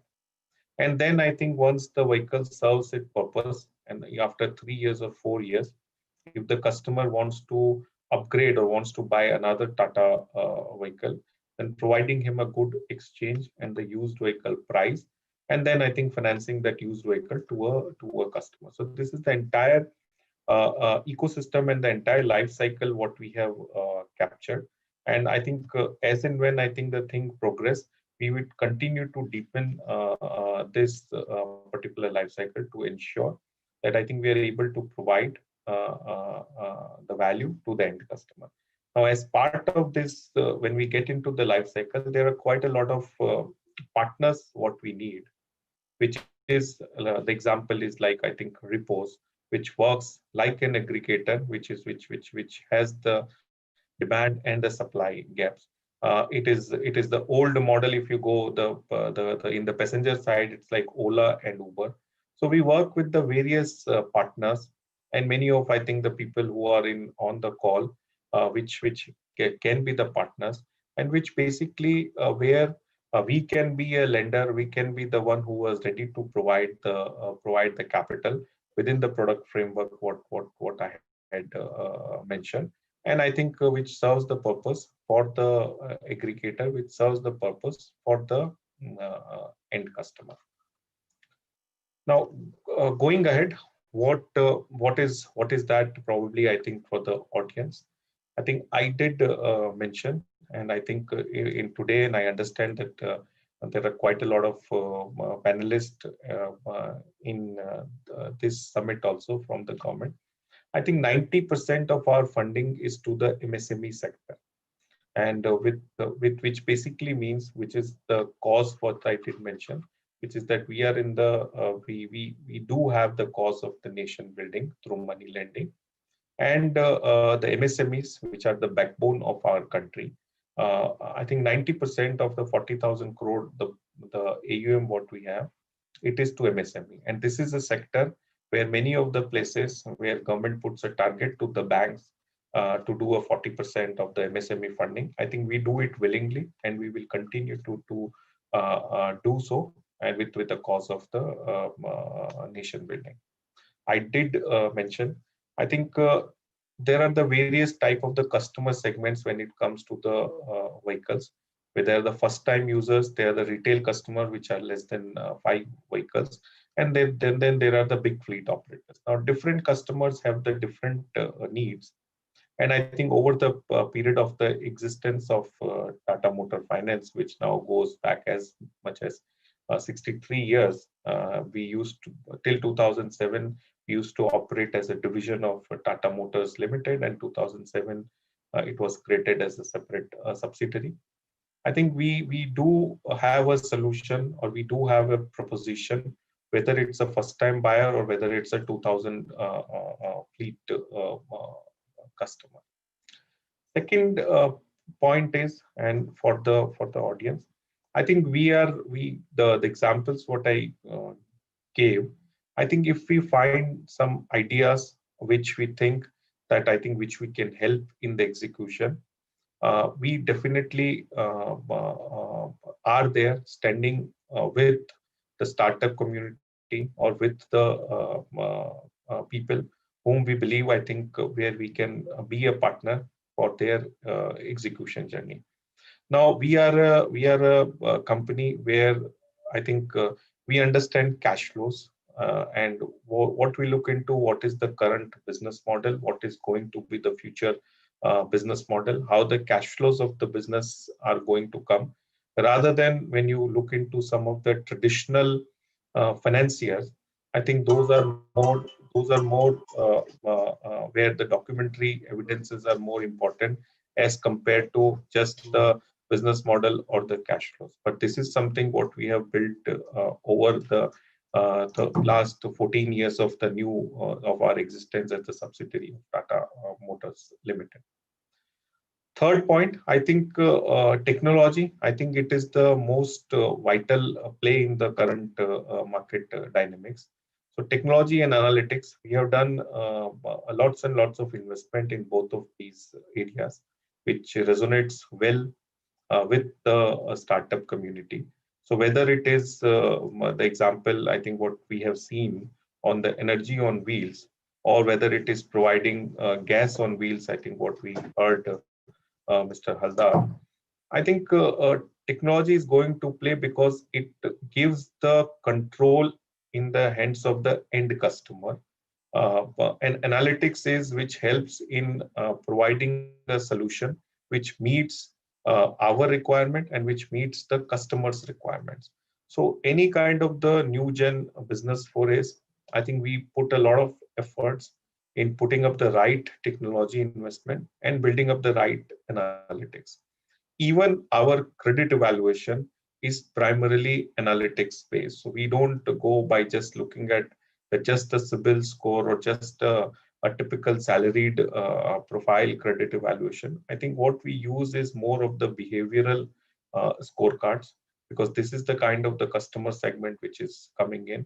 And we have last 13, 14 years of that data, which helps us, I think, building up the location-based scorecards, behavioral scorecards, application-based scorecards. And we are very proud, and we are very committed, I think, to this particular cause, where we are able to create more and more entrepreneurs.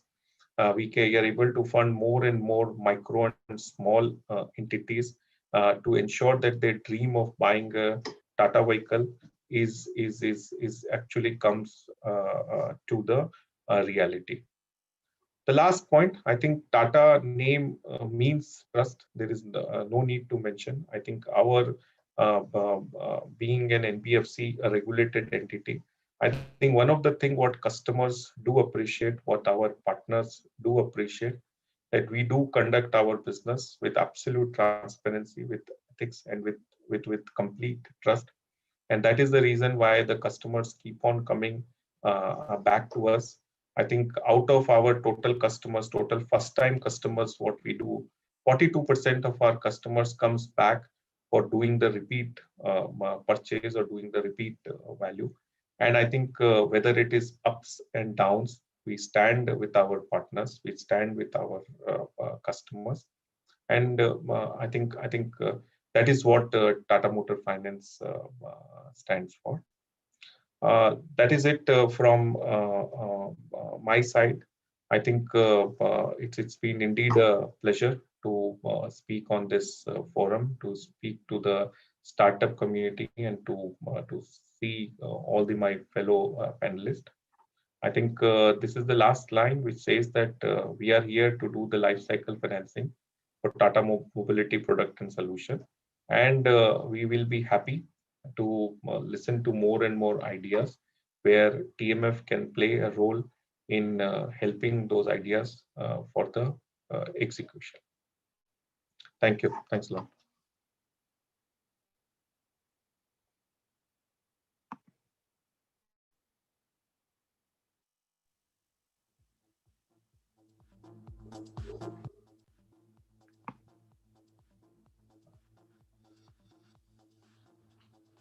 Thank you, Anand sir. I think the most important part, while anyone starts a startup or any product, the most important thing is what? The finance. And we are extremely glad that the Tata Finance has been the entire part where they have not seen left, right, center, but they have taken a huge part in this entire mobile fuel dispensers. Thank you, Anand sir. Now, a time where the entire backbone of doorstep diesel delivery, which was born, an entire Maharatna company, the biggest oil marketing company, Indian Oil Corporation. The Indian Oil Corporation, who started this entire program of diesel delivery at doorstep from Pune itself. Now we are going to welcome Mr. Sinha sir, who is going to speak about the role of oil marketing companies in enrolling the startups. And this, thank you, sir. Thank you very much. Thank you very much. Thank you, Mr. Anand, for a very nice exposition of how you are financing this door-to-door deliveries initiatives of the startups. Respected dignitaries from Government of India, central PSUs, doyens from Indian industries, and most importantly, the startup entrepreneurs. I'm Sanjay Sinha from Indian Oil, looking after mobility fueling solutions. We at Indian Oil, I don't think, need much introduction. Being the largest fuel retailer of the country, we are one of the important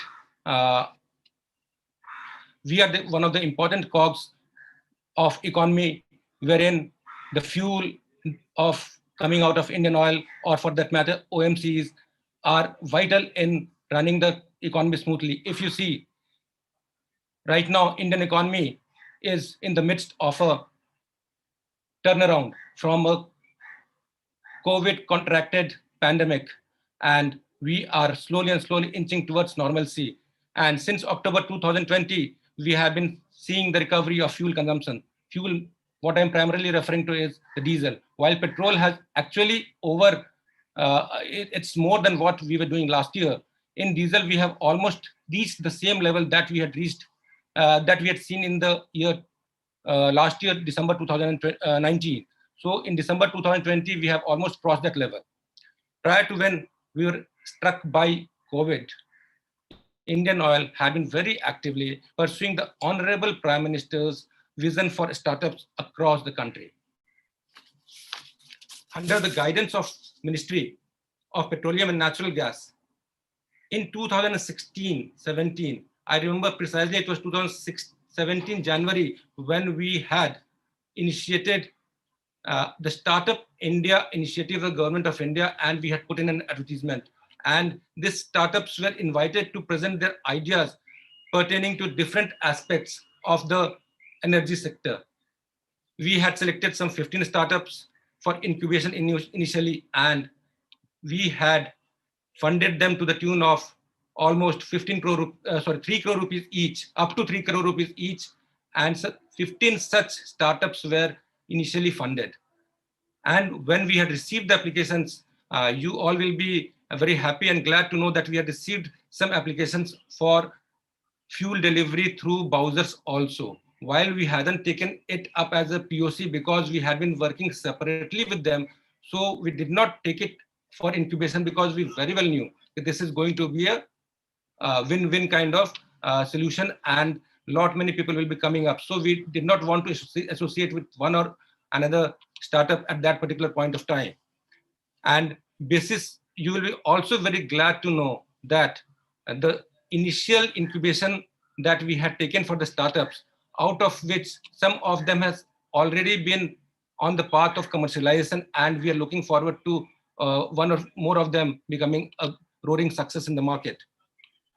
So as I told earlier, that while we were pursuing this fuel delivery through the mobile browsers, Ministry of Petroleum had also been pushing us for that very hard. And from 2017 onwards, we had been interacting with firms like Repos Energy, who had been working with us, and to see to it that how do we take this concept to fruition, wherein we will be able to deliver the fuel at the doorstep of the customer.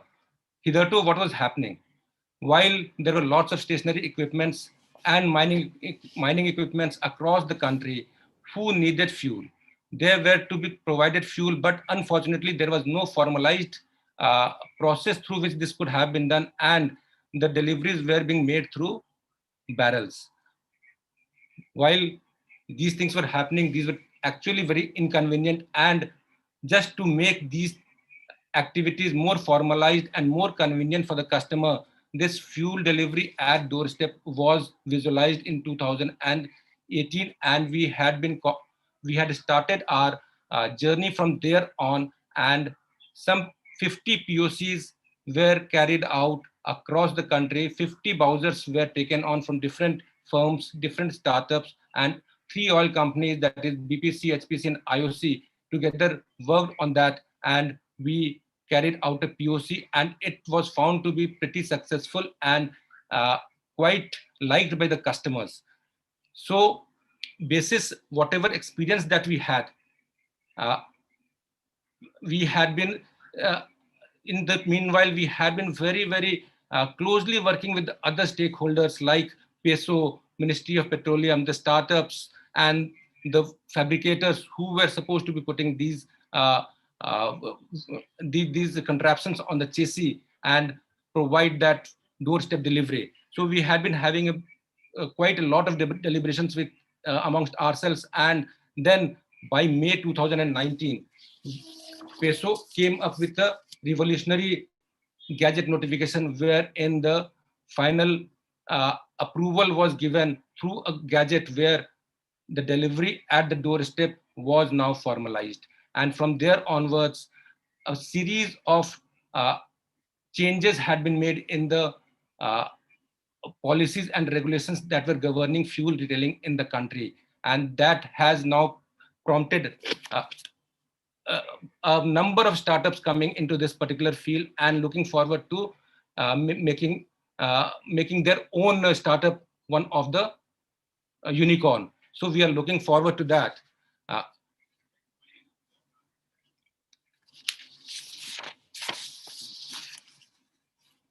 So since May 2019 till February 2020, we had some certain changes that were made, post which there was one major intervention that oil industry took, and that was in form of calling for EOIs. And EOIs means expression of interest were to be called from interested startups who would now be applying to the oil companies and getting themselves registered so that they can put their browsers with the oil companies and get the supplies done either from the retail outlets or the supply points of the respective oil companies. So these EOIs were started from 2020 July onwards. I think 15th of July 2020, we had come up with the first EOI, and every 2 months now we have been following up with EOI. Till now, 3 EOIs have been published, and it will be very salient to mention here that it has been a roaring success. While in the first of the EOI, we got almost close to 200 startups joining in.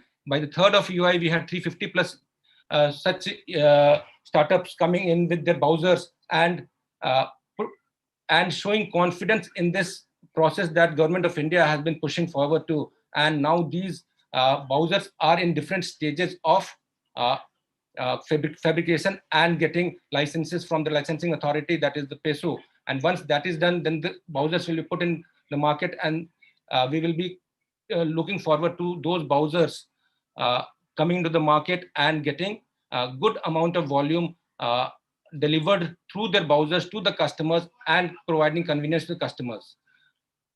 The fourth UI, as you can see, is scheduled to be published on 15th of January 2021, and this will be the last one till the time we again think of some other way in which how to attract the startups coming into the fold.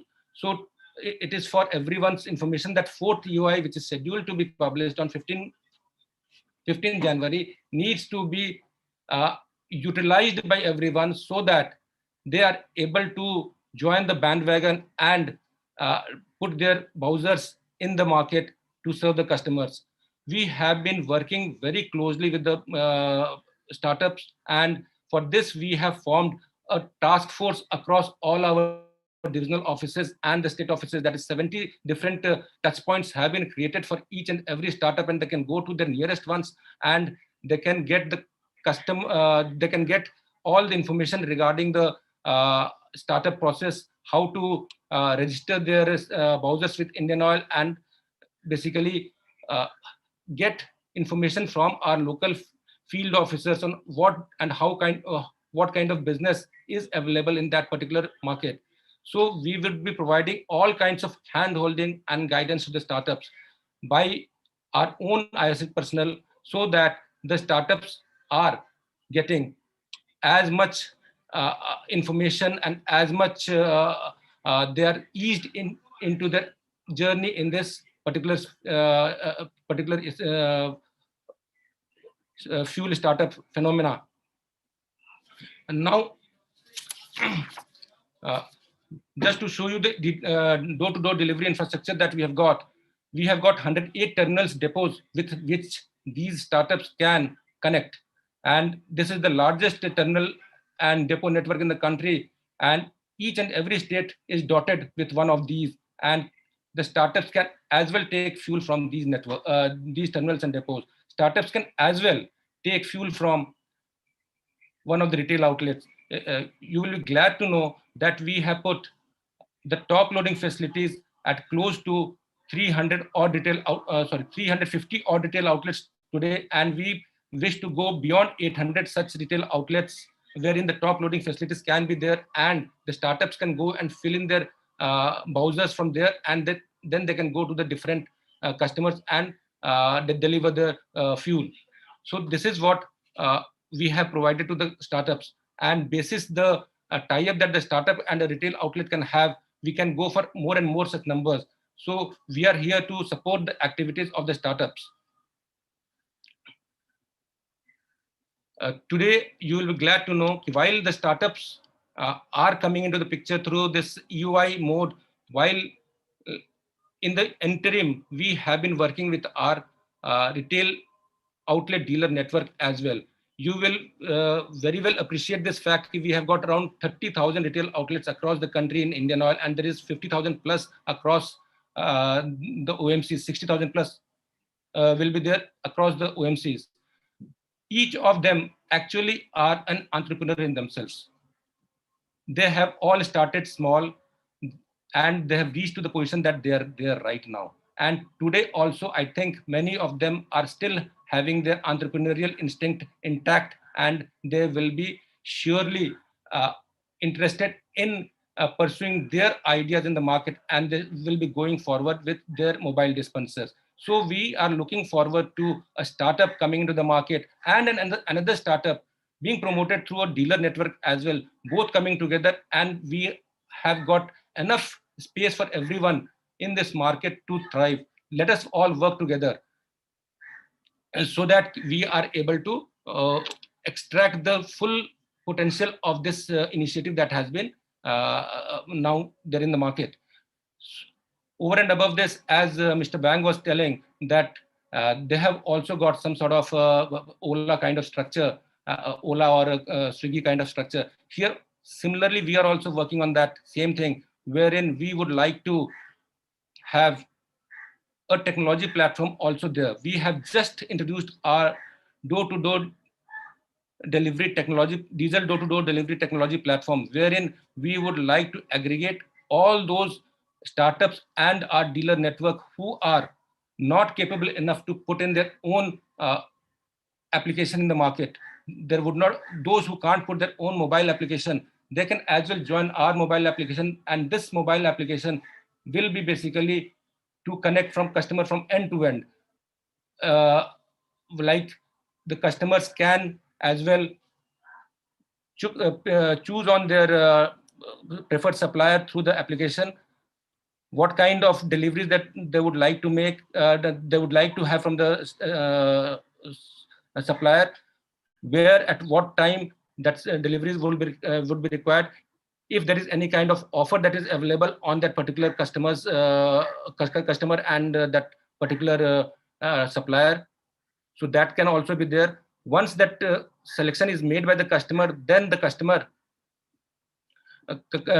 confirms it. Once the confirmation is made, the dealer will accept that order that is received from the customer, and the notification would flow back to the customer, as well as it will go to the browser owner. And the browser owner, no, not the browser driver, and the browser driver in such case would be now knowing where to go and deliver this fuel. Once that is known to that, this is now will be, he will go to reach that place, and that delivery, where the delivery is required, that will be geotagged basis the customer's preference, and the delivery can be made then at that particular location only. Once the delivery is made, the customer would be required to be making his payment, as well as he will be getting his notification as to the successful delivery. Once that is done, customer can look into his MIS on a monthly basis, on a periodic basis, as and when he requires. So this is what we are having through our door-to-door technology platform that we have already put in place. Now it will be up to the startups to come to our platform, or as well, startups can have their own platform. They can work with that. If they want, they can take aid of our platform as well. So we are trying to integrate all the startups who are integrate and ease the startups coming into our platform. We are working towards that, and we understand that many such startups and entrepreneurs who are a part of the audience here, we would once again exhort them to participate in our forthcoming UI of 15th January, in case they have not already done, and work towards realizing their dreams. Wishing all you startups and partners a very, very great year ahead towards establishing your concept. Thank you, and Jai Hind.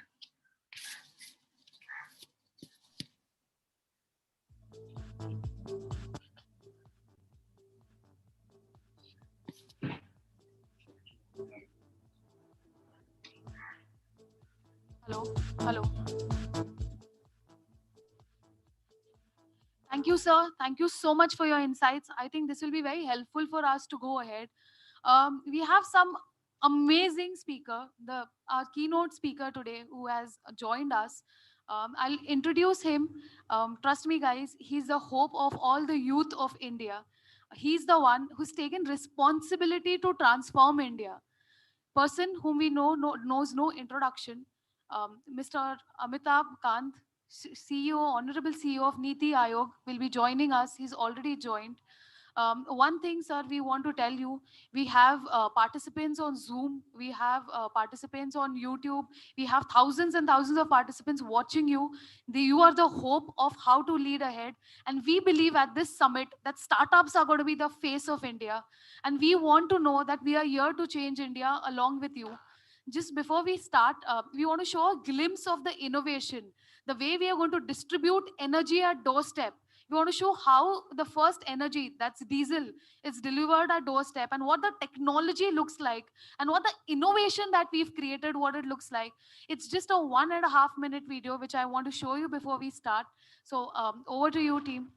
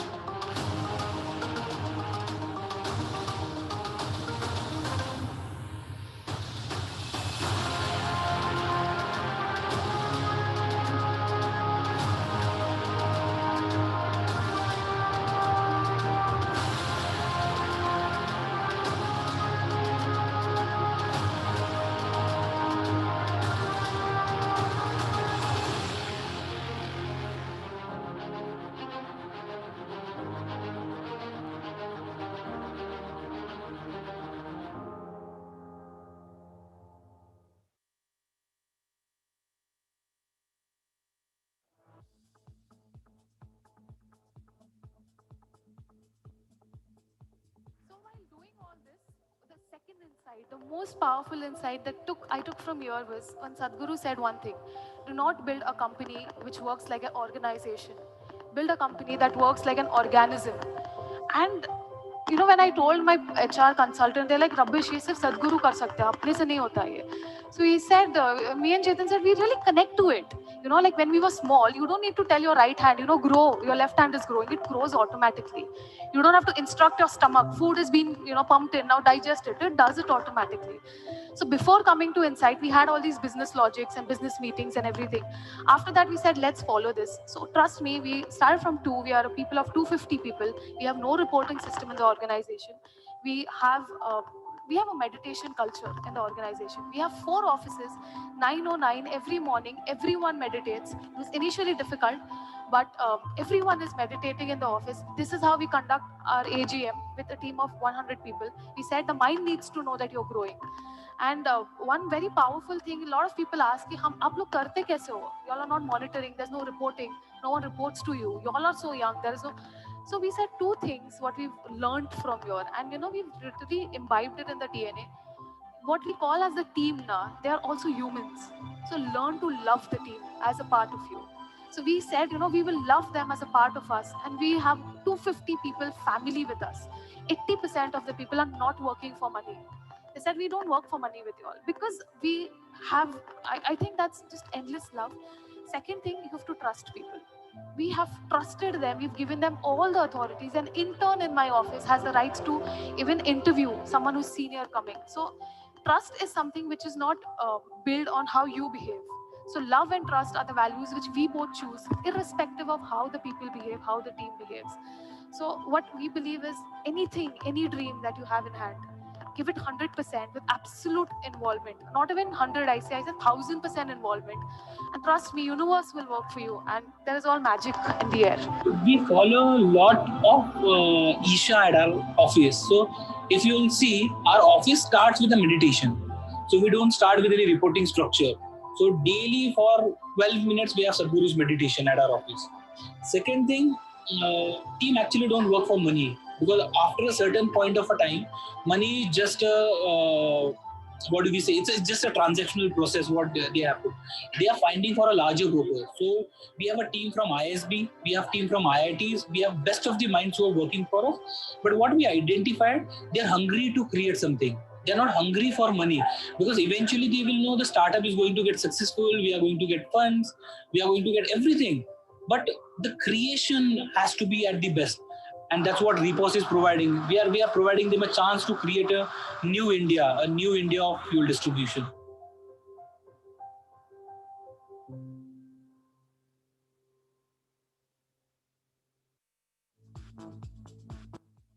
You have that one idea, which you think can change the world. So are you even constantly thinking, yeah, I have this idea, I need to put it out? And you know what? I think you should consider starting a startup, because startup is something which is needed for the economy right now. But there's one important thing, while running a startup, from past 4 years, there's one thing which I've learned that no one has ever told me before starting. So I thought of sharing it. Is that when you have your own startup, it's like having your own child. Are you ready to give your everything to that one idea? Your everything means everything. Are you ready to make all the sacrifices? If yes, so I feel that you should execute that idea, because ideas, when executed, will create magic. Before you start a startup, I think no one will tell you about one very specific thing.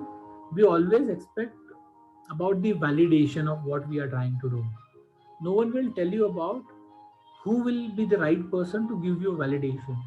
And a lot of times we will go to a lot of certain experts to take a guidance, and those experts will tell you only and only from their views. So when you are going to start a startup, I think the best validation from whom you should take is your own self, your own belief system.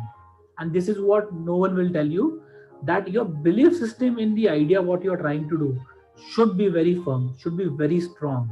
And this is the most important part before you start any sort of a startup. The second thing is about make your product right at the first time itself. Startup is all about timing. The ideas are there. What does exactly a startup do? He knows how to scale it up. Scale it up means I'm saying we are either compromising on the timeline, because an idea which anyone is going to work is anyway is going to come, but we are just making the time shorten.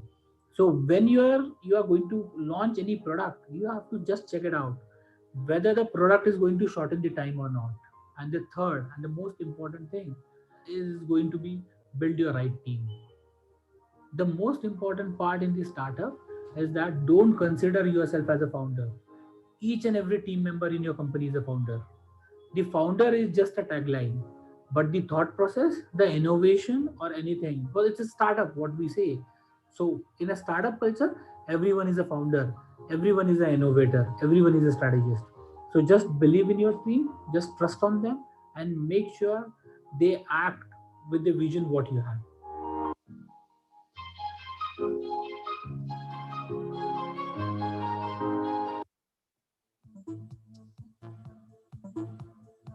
Hello. Um, we're just waiting. Give us few more minutes. We have Honorable CEO of Niti Ayog, Shri Amitabh Kanji, joining us. He's taking few more minutes. Just stay tuned. Trust me, he has some exciting things, and he's going to get some amazing energy on the stage. So just 2-3 minutes. He's already joined. We're waiting for 2-3 minutes to get the back end right. Just stay tuned.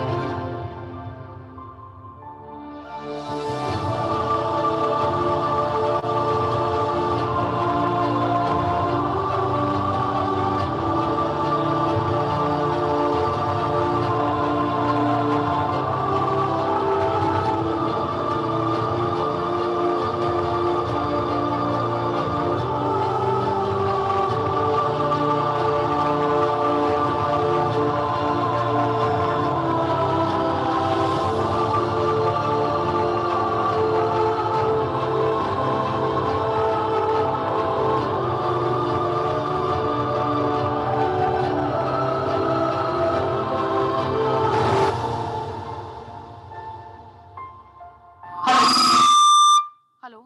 Hello. So yes, we were waiting for this moment. So I'm again back.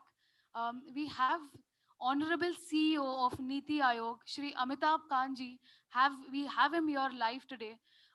Before that, like we gave an introduction, he does not need an introduction, but still, he's the one person who's taken a responsibility to transform India. He's the one person behind Startup India. He's the one person behind Incredible India, the Atmanirbhar. What we are doing is, after the pandemic, we are saying we are blaming it everywhere. We want government to do it. We want complaints. We want this. We want that.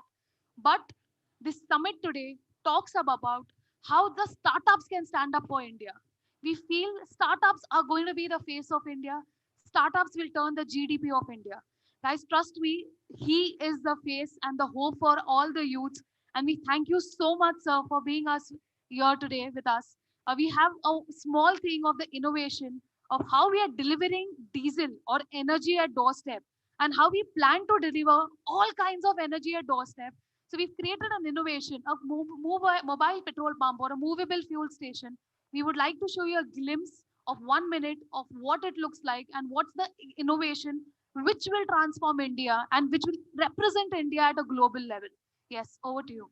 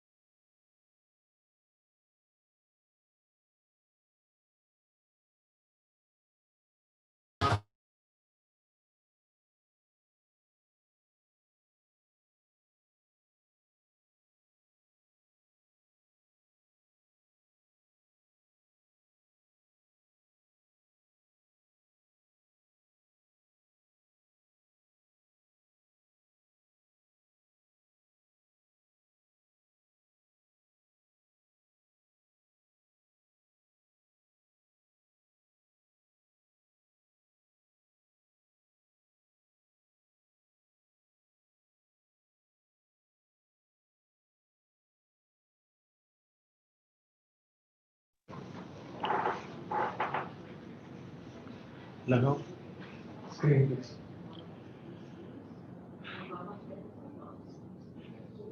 लगाओ मैं बोलूं लगाओ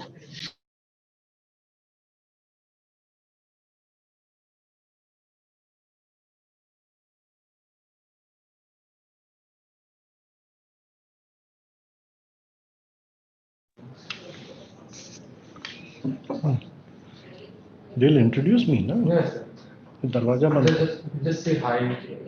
hello hello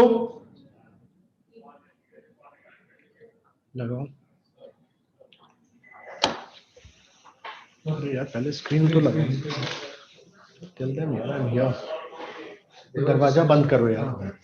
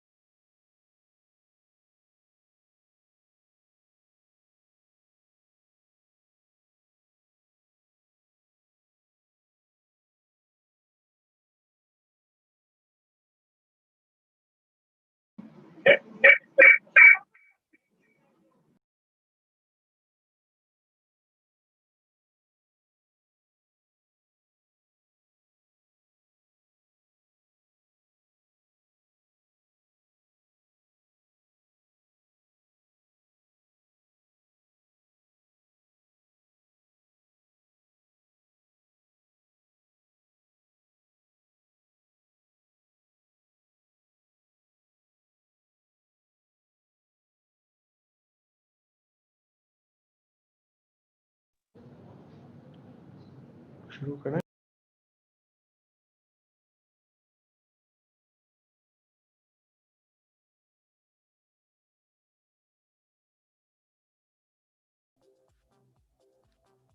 Sir, we are not able to hear you. I think you're on mute. No, no, you are mute. Welcome, sir. I'm sorry for the technical thing. Can you hear me now? Can you hear me now? Yes, yes, sir. You're visible. Yes, sir. Can you hear Sir, now? you're live for 20,000 audience, sir, who are Please. live for 12, So let's go 12 ahead, and please. 13 different platforms. Please Yes, go sir. ahead. Please go ahead. You can start.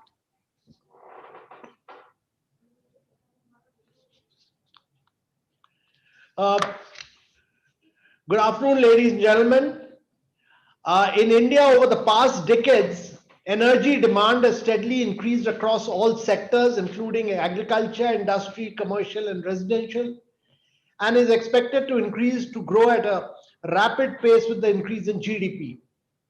But India's per capita energy consumption stands at 30% of the world's average, 0.44 tons of oil equivalent per capita versus the global average of 1.29 tons of oil equivalent.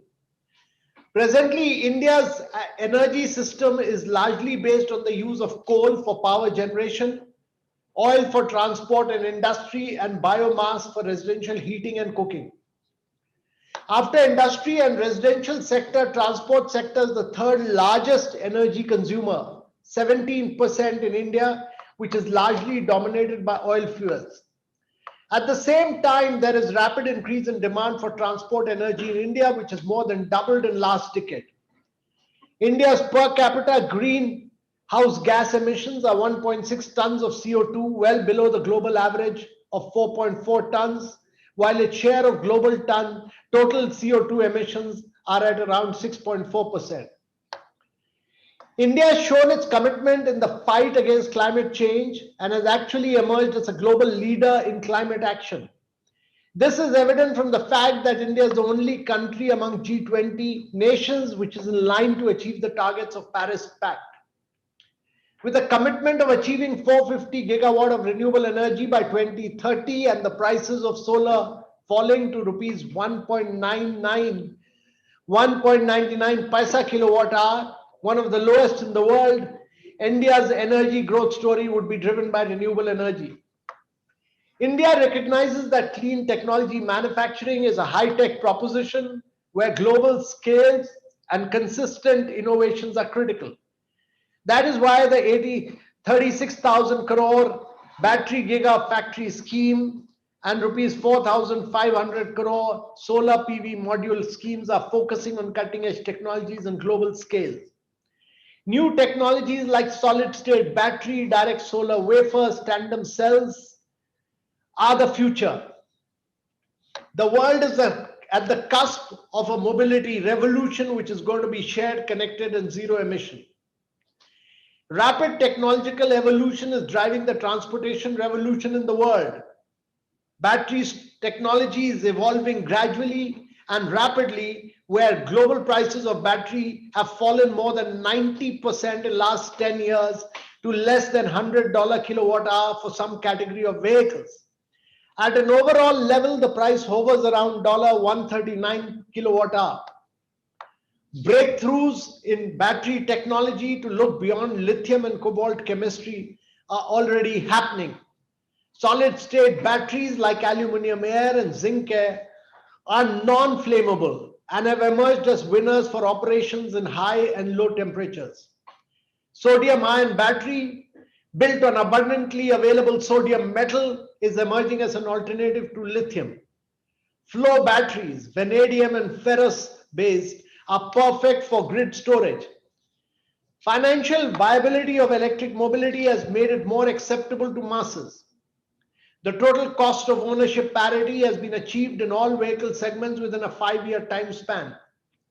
The time span reduces much more in case of commercial vehicles like freight. Delivery vehicles have emerged as the first mover. The upfront cost of EVs is also falling rapidly due to technological innovations across the value chain. Alternative ownership models like battery swapping have actually made the cost of EVs at par with ICE. With the focus on Paris Pact and getting rid of air pollution in our cities, it is inevitable that we shift towards zero emissions mobility powered by renewable sources of energy. The combination of solar and zero emission mobility would greatly reduce the well to wheel emissions of transportation and help reap maximum benefits of zero emission mobility. Solar and EVs would prove to be a disruption for micro and micro and mini grid areas where electric vehicles can act as a distributed storage during daytime and can pump in excess energy back to grid during nighttime using vehicle to grid V2G technologies. This would be a win-win situation for utilities as well as consumers. Ladies and gentlemen, we are driving the electric mobility revolution on two-wheelers, three-wheelers, and buses. 80% of the vehicles sold in India are two-wheelers and three-wheelers. These combined with buses will be the preferred mode of travel by majority of the people in India. India has only 20 cars per thousand population, while Western countries like the US have ownership of 800 plus cars of 1,000 population. In this landscape, India has seen uptake of more than 2 million EVs are on Indian roads, comprising of two-wheelers and three-wheelers. Government of India has rolled out fiscal incentive of US $1.3 billion, which intends to bring additional 1 million electric two-wheelers and 500,000 electric three-wheelers. India does not have legacy issues of high car ownership, so it can build the future of transportation in buses and shared mobility. E-mobility disruption should provide accessible, affordable, inclusive, and safe transportation options to people across the world and in India. The focus should be on moving towards EVs, but also on moving people and not moving vehicles, which can be achieved through public transportation and its electrification. The cities of tomorrow will need to embrace the concept of transit-oriented development, where public transportation is the backbone. This will be a key determinant of ease of living. Ladies and gentlemen, we have pushed the production link incentives, and we are working with the states to drive domestic manufacturing of EVs. 15 states have come up with EV policies, which have given huge impetus to make in India of EVs. Ladies and gentlemen, I feel that the storage and the energy transition and the electric mobility world are upon us today, and India needs to make a rapid transition towards these new and emerging areas of growth. With these few words, I conclude, and I wish this conference all the best and all success. Thank you very much, ladies and gentlemen.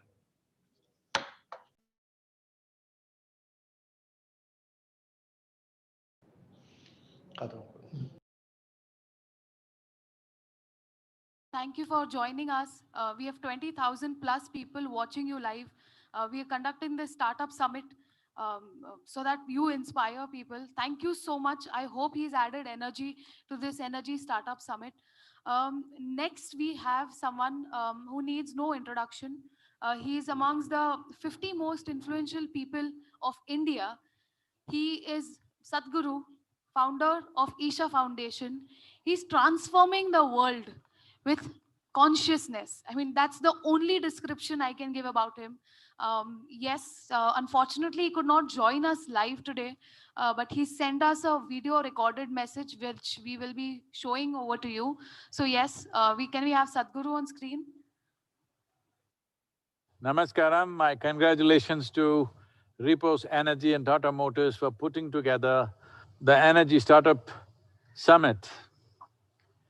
It is a time that the world needs to think about how we manage our energies from unconscious, absurd ways of consuming energy.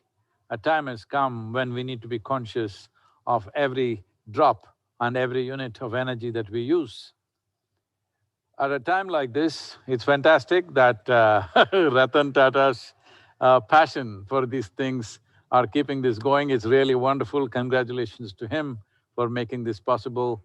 Let us understand, right now, we are under the pandemic situation, lot of disruption, But if we pay attention, disruption can also turn out to be great opportunities. I hope the Indian industry, the Indian entrepreneurs, the scientists, the business people, all of you will pay the necessary attention to the existing situations and come out with fantastic innovations which will make this country what it should be, in my opinion. India has not gotten what it deserves for a tremendous cultural history we have, the civilizational strength that we have, the intellectual power that we have not got what we deserve for variety of reasons, but we are not looking at how to complain about what has not happened. But this is a time for all innovators, entrepreneurs and business leaders to come up with ingenious ways of doing things so that there are solutions and more solutions, not just for the country but for the entire world. My best wishes and blessings to all of you. Let the summit happen in a most wonderful manner. Thank you very much.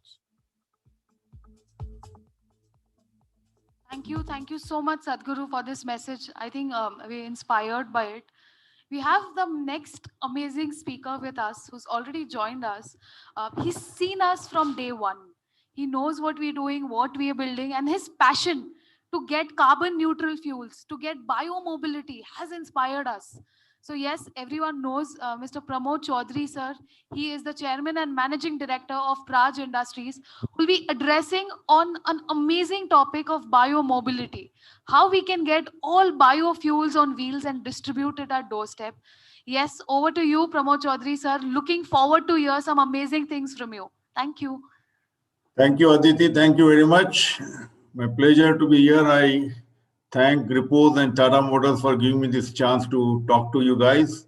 Like Aditi said, I know her since they were in the very early steps, the stages of forming the company. The concept was being developed, and they were my neighbor, and that's how the whole thing I remember 6 years back. I'm very happy the way they have grown, and I'm sure they will keep on growing. There's going to be a major issue with internal combustion engines versus EVs.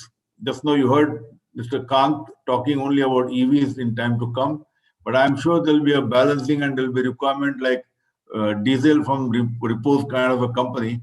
And biomobility is a link, is a bridge between the two. How I will explain to you and how it offers a lot of scope for entrepreneurship. Give me a moment.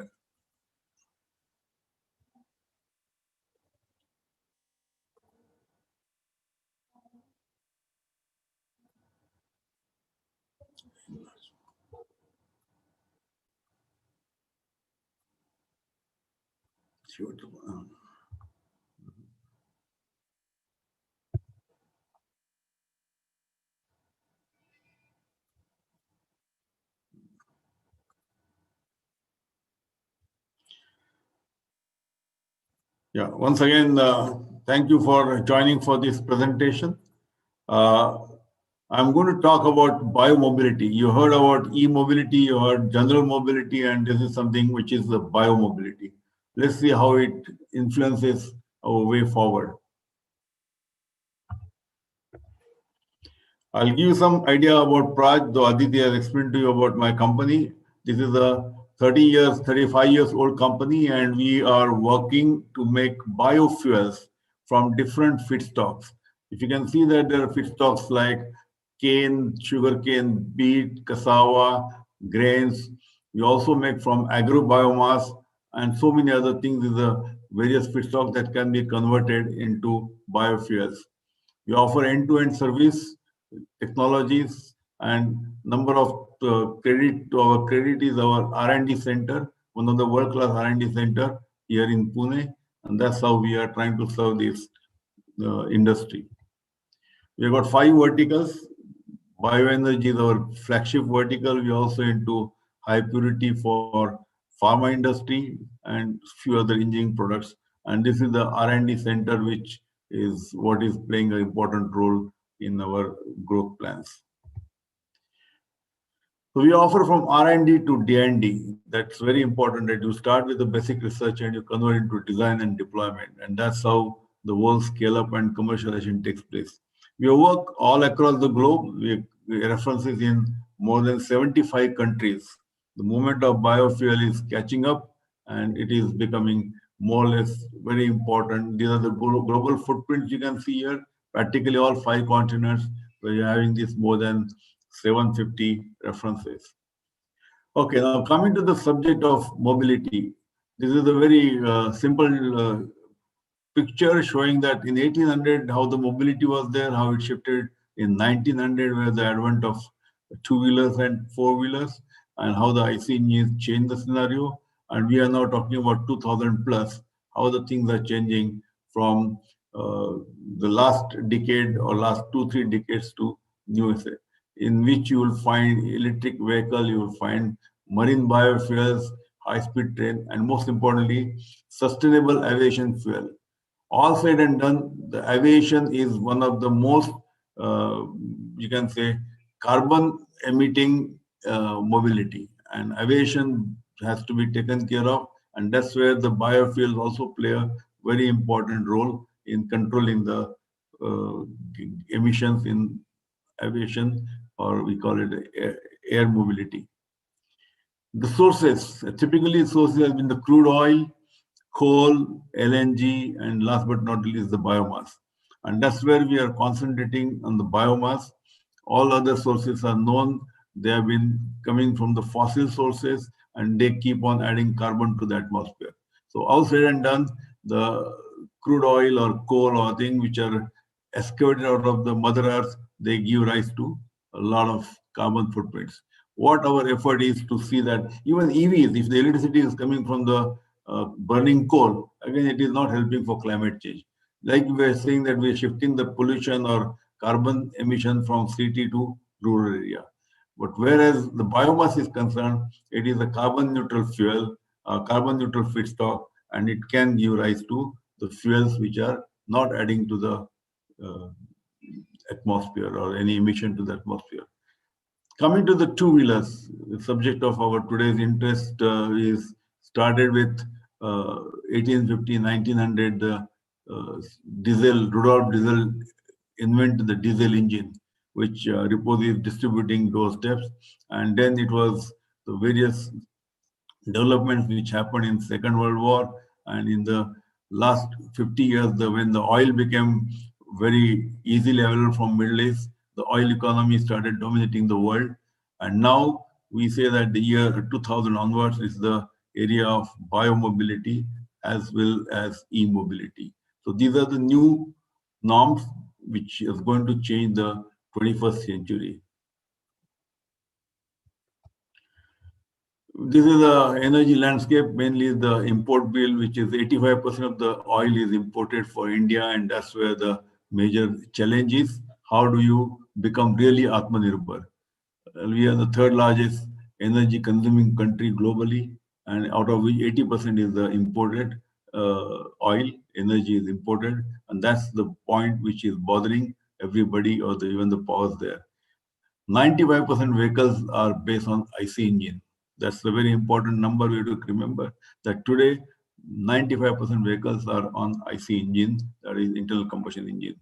So mobility, transportation takes the major portion of the energy, and automobile industry, if you see, is the fourth largest market, still growing at 9% CAGR. So it is consuming a lot of gasoline and diesel.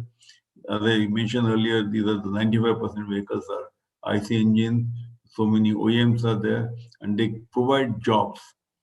40 million jobs are indirectly provided by the automobile industry. So it is the mainstream, and almost 290 million, close to 30 crore vehicles are on the road.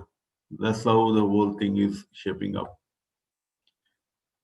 This is the main important thing. All said and done, EVs and batteries and all those things, IC engine will continue to dominate, will remain the growth driver, at least for next 20 years, if not more.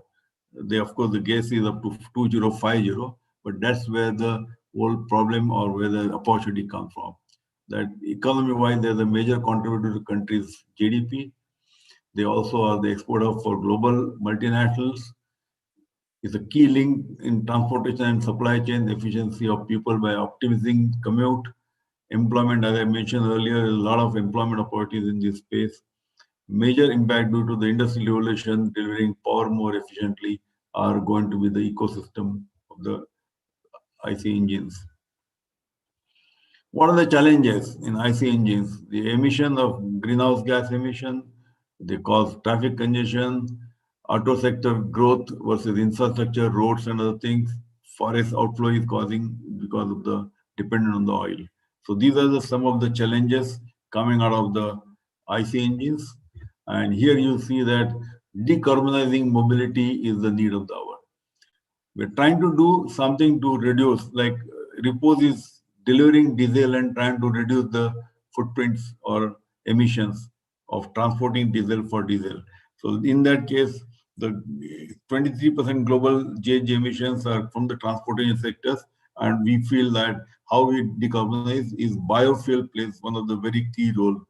Hybrid and flex fuel vehicles, advanced vehicle technologies, and of course, last but not least, EV. So these are the major measures which are going to help reduce and create a sustainable alternate fuels to achieve GHG emission as per the Paris norms, and these are going to play a very important role in this decade, definitely. We call it reimagining mobility. Even the model of Repos is like reimagining mobility with the help of innovative way of distributing diesel. What we have to ensure is, of course, the energy security, GHG emission, oil price volatility is always a big challenge. In none of the areas take case of inclusive growth. Farmers are not included, which is the rural population, which is the mainstay of the Indian economy. 60% of people come from the rural side. And the point is that they also need to be included in the growth or the development of the economy. And this transportation, whether it is EV or other things, they don't offer that opportunity, neither even solar also. So what we feel is that biomobility has the potential to address all fossil fuel challenges. The fossil fuel challenges mentioned on the left side get addressed with the help of biofuels or bioenergy. And there are a variety of transportation modes are available, and that's what we call a biomobility kind of a situation. Here it is the example. There's a first generation bioethanol made from sugary steam or grain steam. The 2G second generation ethanol, which is made from biomass, which is happening in the burning of biomass in Punjab and Haryana during winter is a cause. It causes pollution, but also adequate source of energy. Compressed biogas. This is another opportunity which government has opened up. And this is the ideal situation for new entrepreneurs to look at the compressed biogas, because these are the small size projects. They can come up in the rural areas. So they help from that. The areas which are not yet touched completely are marine biofuels, because how do you supply the biofuels inside the marine fuels, which are generally the bunker oil and another thing? They cause a lot of pollution inside the sea. SAF, I mentioned sustainable aviation fuel. The IIT has put a norm that they have to reduce by 50% by 2050, and for which again the major solution is mixing up biofuel in the turbojet, and that is going to offering very biohydrogen and biomethanol. Mainly the biohydrogen is going to be a bridge between bio mobility and e-mobility. That's the main thing, because use of hydrogen to charge the fuel cell and reduce the dependence on the battery. I think that's the way it is looked at biohydrogen as a, of course, it is in the very early stage, but maybe go 5 or 10 years down the line, it may be the solution to take care of the EVs. Biofuels also reduce the environmental pollution, and they can be used for improving the particulate matter emission from the automobile. So facilitate the sustainable decarbonizing through circular bioeconomy. Also, while making biofuels, what is left out can go for converting into fertilizer and other useful products. So this is one of the important aspects of circular bioeconomy, which can be achieved by using biomobility. At a glance, if you look at various feedstocks, sugary, starchy, biomass, and other waste, from waste to wealth is another possibility or opportunity for using biomass. The technologies are there, first generation and second generation. All these are homegrown technology. That's the beauty of the whole thing. And I think this offers a lot of opportunity.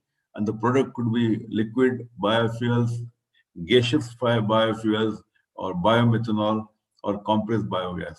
These are a variety of products, and they can also help to upliftment or upgradation of rural areas. That is another important aspect of, as I said, inclusiveness for the farmers. The biomobility offers three pillars of sustainability, mainly social, environmental, and economical. So with the help of biofuels, this biomobility, you can really look after, take care of variety of aspects and really help India make great progress on all these fronts. And that's the basic backbone of the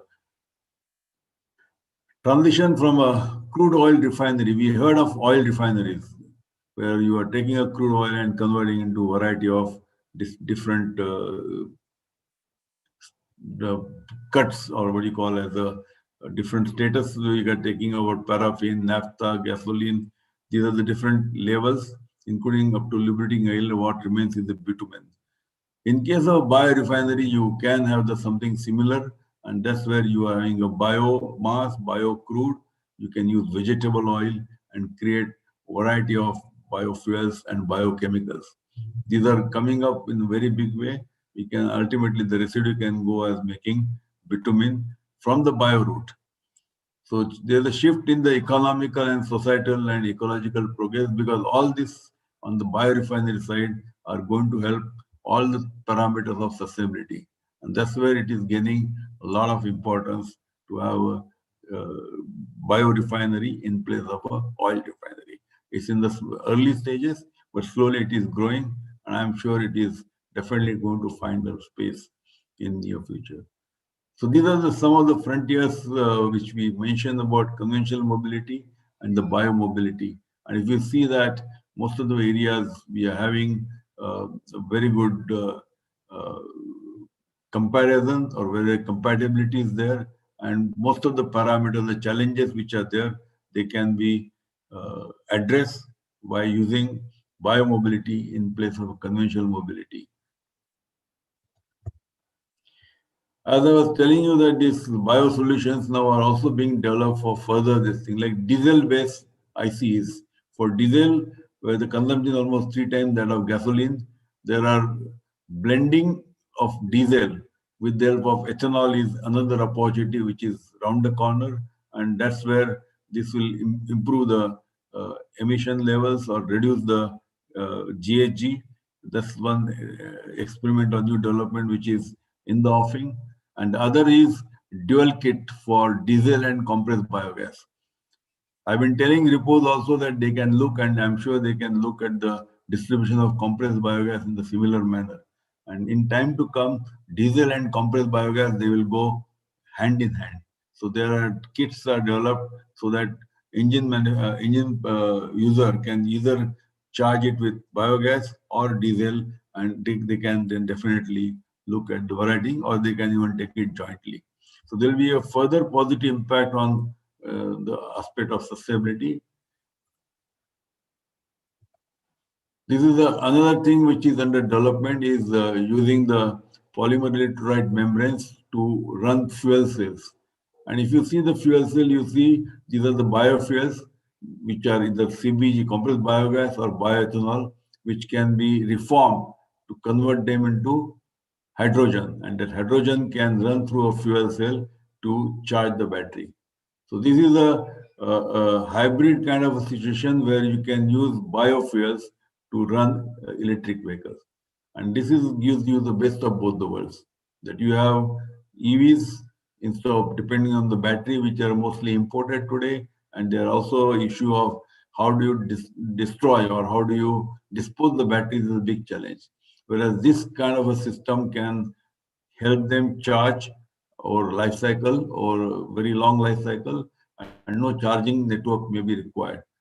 And this is the way we are now taken the experiment of converting one of the vehicle, IC engine vehicle, in the help of power electronics to put a reformer, a reformer which is a mobile reformer, and which can convert into biogas into hydrogen and run the fuel cell.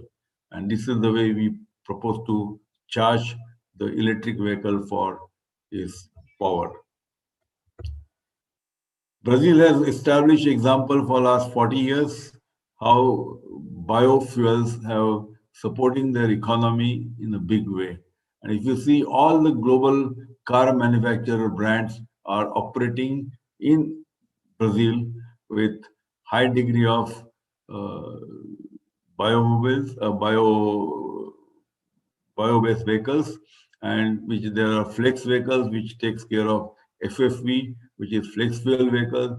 Normal blending is 27%, and then the flex fuel vehicles can go up to 85%. 36.6 million vehicles are on the biobase. So they are established that biomobility is a successful thing. And if you see all the global brands, they are following the footsteps. And that's what we are saying, that even for the country like India, where we can have variety of such things and we can have most of the vehicles present here for that purpose. The most important thing for this summit is the opportunities for startups in this space of biomobility. So what are the entrepreneurship opportunities in the ecosystem for biofuels? Biofuels is now, one of the important thing is they are going to be decentralized biofuel generation and distribution. If it can happen, that will also reduce the carbon footprints. Biomass aggregation is a very good opportunity that small entrepreneurs can take initiative and aggregate the biomass scattered. Storage of biomass, that's another thing. Operations of compressed biogas pumps, very small pumps, and they can be operated by young entrepreneurs, which can help supply of compressed biogas. Maintenance of dual fuel, diesel and biogas, diesel and ethanol vehicles, which are coming on the way, coming in a big way, and that will be, I think, another opportunity, how you maintain those vehicles. And coming to the other side, when you have aggregation, there's also requirement for aggregation machinery to be maintained. Operations of small to mid-sized process plants. Most of these plants are now coming under SME, and MSME plants get special support from the government schemes. So affordable budgets, and they can be taken up in a big way. And as I say, that they can be established on the countryside, and that will be definitely giving an inclusive growth of the rural areas and also help the new entrepreneurs. The third point is about, if there's being discussed about the permission to use e-vehicles, two-wheelers as e-taxis. Two-wheelers taxis are common in areas like Thailand, Indonesia, which creates also the employment opportunity for the young people, and it can create jobs. So this is another idea being discussed where e-taxis can be put to use. Maintenance and all other value-added services are the other opportunities. And last but not the least is the logistic management. Repos is also another business model where they're using finished product logistic of diesel getting distributed. So variety of opportunities are opening up in New India, and I'm sure that this summit will give many more clues to the audience. And this biomobility is area which perhaps has not got that kind of attention. Our effort is to bring that attention and really see if can help have a holistic growth for the country and also for the youth. So just to recap, these are the things which we try to. Climate change is the main driver. Maximize the renewable energy and adopt sustainable practices. Transportation sector is the second largest contributor to GHG emissions. So we have to really look at that as a priority. Reimagining mobility, use of hybrid vehicles, e-mobility and biomobility are to be redefined in the transportation mix, and they have to coexist. It is not one for the other, and this is our belief, because ultimately biomobility is going to keep on supporting the IC engine or internal combustion engines. E-mobility doesn't require engine, it is a motor driven, and with the help of biomaterials, we can definitely connect with the e-mobility. Biofuel-based transportation has socio-economical and environmental benefit. This is the most important key factor. If you have to take care of GDP growth in the agri sector or the rural area, I think this is very very, very critical to have a holistic approach to the India's growth. And Brazil's example, it is of course just for the reference, but last but not the least, that this sector is offering great opportunities and potential to contribute in the ecosystem. The value chain can be supported with the help of small to medium-sized businesses and supported by also a lot of innovations. So these are some of the thoughts which I thought will bring to your notice. If anybody wants to know more about biomobility, of course, they can visit our website, which is praj.net. This is our dream which we are following, pursuing from a stack of grass or the dried grass biomass, we are able to convert into fuels. And these are now becoming more and more common. With this, I think thanks to Aditi and Chetan for giving me the chance to present some of the ideas and wish the summit great luck. All the participant budding entrepreneurs, I wish them good luck. Thank you very much.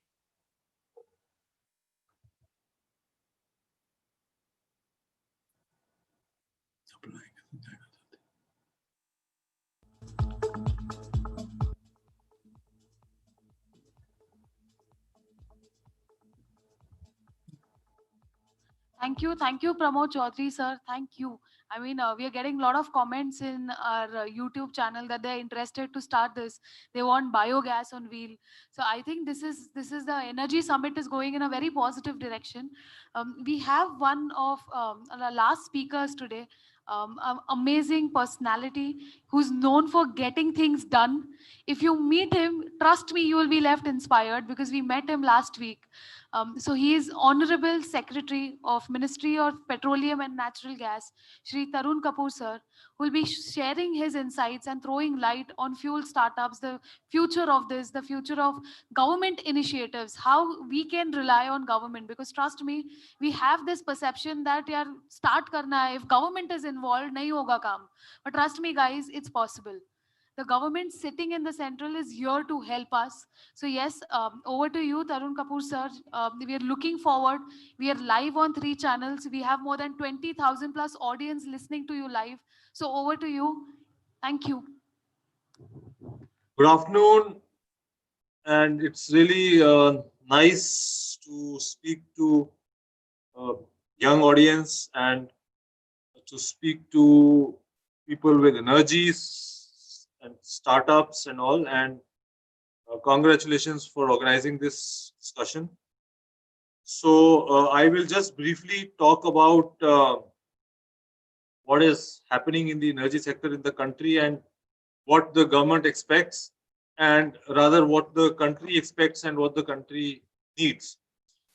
So the energy needs of the country are growing and will continue to grow, though the growth rate is not very high. But so two things are happening. One, as the country is progressing, the energy requirement keeps going up.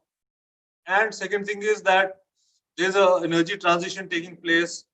So there's energy transition taking place all over the world, and energy transition is taking place in India also. In India, the energy transition is a little different because in the developed world, already they have reached a level where they don't need more energy. They just have to get more renewable energy in and phase out fossil fuel based energy.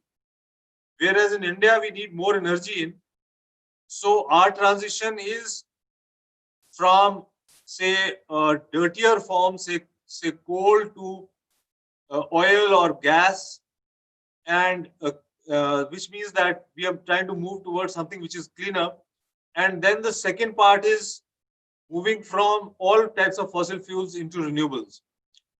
And ultimately, the world has to go into renewables. There's no other alternative. But then for India, going completely into renewables may take some time. So one could say that we still have to use fossil fuels to some extent in the coming years. And as a part of this transition, we now believe that moving into gas, moving into natural gas, whether it's CNG in transportation or again natural gas in industry, using less of things like pet coke and coal.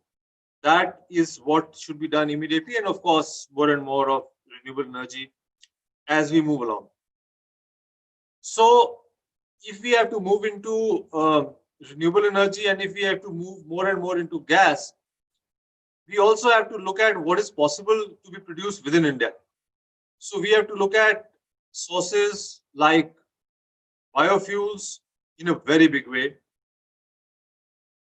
Solar is available in abundance, so the country has done quite well as far as solar is concerned. And but then still, as a percentage, renewables in total energy mix are not very high. It has to keep growing.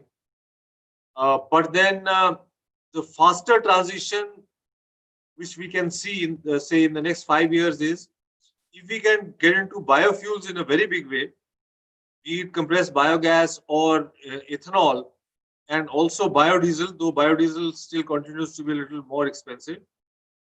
So we could save a lot of foreign exchange, and we could also create large number of entrepreneurs within India. We could create jobs. We could have an economy coming up based on biofuels. So we've done a brief calculation, and we see that with the current programs we have, which means that 20% ethanol blending in petrol, and the 5,000 compressed biogas plants which we want to set up under Satat in the country, we could have economic activity worth 1 lakh crores every year. And this would get the farmer in, this would get the small entrepreneur in, and also some amount of manufacturing, because there will be different types of components which would be needed. So that's one large story where startups could come in a big way, and there's a lot of space which is available. The other is manufacturing, because we are also looking at large number of products which are currently being imported. We want them to be made in India. And we've got Engineers India Limited. We've asked them to do work on vendor development. They've identified all the products which are used in the oil industry. The oil industry, just the government sector, has a capex of over 1 lakh crores a year, and there is some opex also, and private sector is also spending. So you could say that total between 1.5 lakh to 2 crore rupees is spent by this sector on, say, refinery expansion. Pipelines are being laid. There is some maintenance going on. So a lot of activity, and there are a large number of components which are used. For example, just gas meters, not enough capacity in the country, and there are so many other components also. So Engineers India Limited now has a list of these components which are imported, where there is a possibility of manufacturing in India, and they are also holding seminars every month where they are trying to educate and also handhold so that manufacturing can happen in India. So that's another big opportunity which is available. And then gas-based, we are expanding the gas network. We are getting into distribution. So networks are being laid, pipelines are coming up. So that again throws up a huge opportunity. And then gas-based industry downstream, something more which can be done by using gas. So there's a huge possibility there also. Other than that, then the areas where startups could play a role, technology, of course, is there, because companies are moving into digitization. So there is a lot of space available in that front.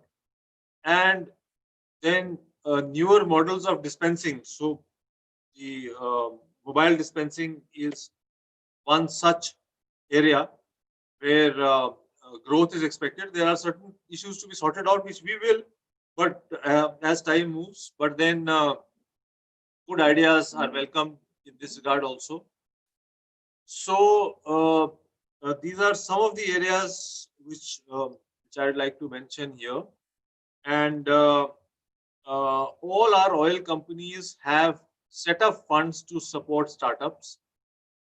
They all also do hand holding. I have interacted with each of these companies and the officers who deal with these schemes which they have to support startups, and I've told them that this just giving money is not enough. The senior management must give a little bit of their time also to mentor or to guide youngsters who want to do something innovative. So far, uh, most of the startups have come in certain areas where they've made some products which get used in the oil and natural gas sector, which is very good. There could also be opportunity of coming into systems. There could also be opportunity into getting into marketing or maybe any types of ideas would be welcome. And while our own companies, the government companies, are also changing from pure oil and gas companies into energy companies. So they are also getting into renewables. They are also getting into petrochemicals. They are also expanding their whole spectrum. So therefore, they are looking at newer ideas, which means that they could even do joint ventures. They could even be willing to make larger investments if there are good ideas. And there is also a lot of scope to do work internationally. There's also a lot of scope to go global. So if startup have ideas where you want to, there is a product and you want to take it to the international market, the oil marketing companies and the other companies, they already have presence in several countries, so they would be quite willing to partner in that also. So for startups, my advice is think big, and you have the capabilities, and then identify areas. A lot of discussion, a lot of brainstorming is required, and we want large number of startups to come up, and we would be very happy to see success in this. Thank you.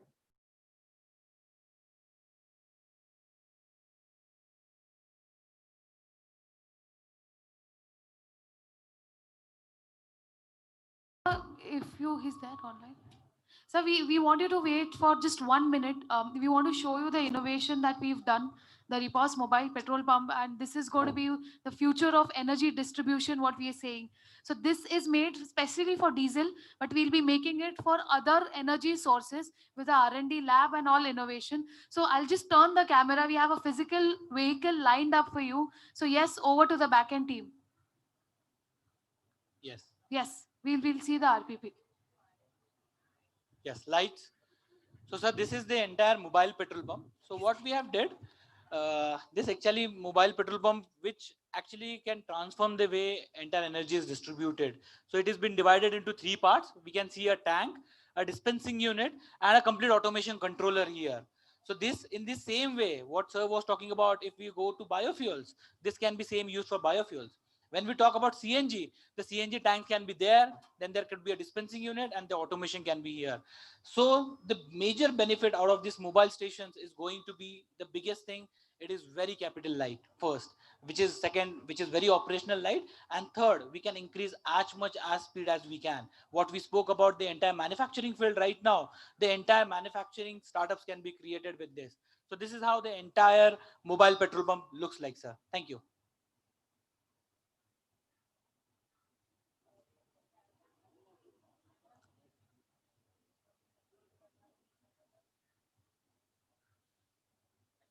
Thank you so much, sir. Uh, Firstly, I would like to express our heartfelt gratitude to Secretary, sir. I think your vision is something which completely resonates with all of us. Thank you for being a part of this event. This is a segment that people are waiting for. I'll keep it extremely crisp. I will not do justice if I don't thank some very important members who've been supporting us through the event. Firstly, Tata Motors, we're here because of you today, and this wouldn't have been possible. Secondly, we are in the presence of more than 20,000 attendees. So thank you very much for sitting with us through this event and hearing us out. all the speakers who've joined us from all over the globe and shared your thoughts and help inspire thousands and thousands of startups who are yet to come. Lastly, Mr. Nawab Malik, who is with us today, but he didn't get a chance to speak. Thank you very much. We hope to pass on your message to a lot of these startups. Our entire team at Repos, thank you very much. This was all put together in under 2 days. Uh, okay, we just got a message that Mr. Nawab Malik is with us and he would like to share his thoughts and a small message for all of you. So please can we have the screen for Mr. Nawab Malik. Thank you.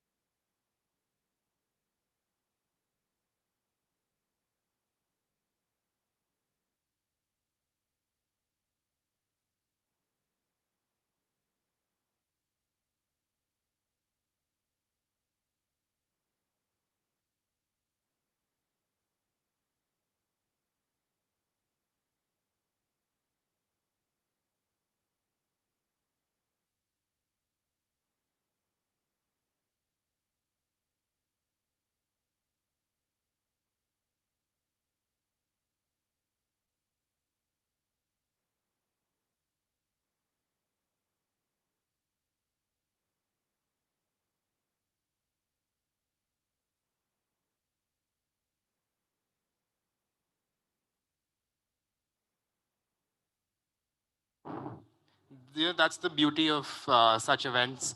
There's always a technical glitch somewhere or the other, and unfortunately, he's not able to join us. But he will be addressing the summit tomorrow for the Maharashtra event, which is amongst a series of other state-wise events that are going to happen over the next 4 days. So those of you who've registered, please come and attend so you can get more information of how you can enter the space and become an energy startup. My final thanks to all the press for taking out time and making it here and hearing us out. Thank you very much. If you have any questions, please write to us through our website and we'll surely get back to you. Thank you so much. And this is the end of the first day of the Energy Startup Summit. And thank you everyone for making it an absolute success. Thank you so much.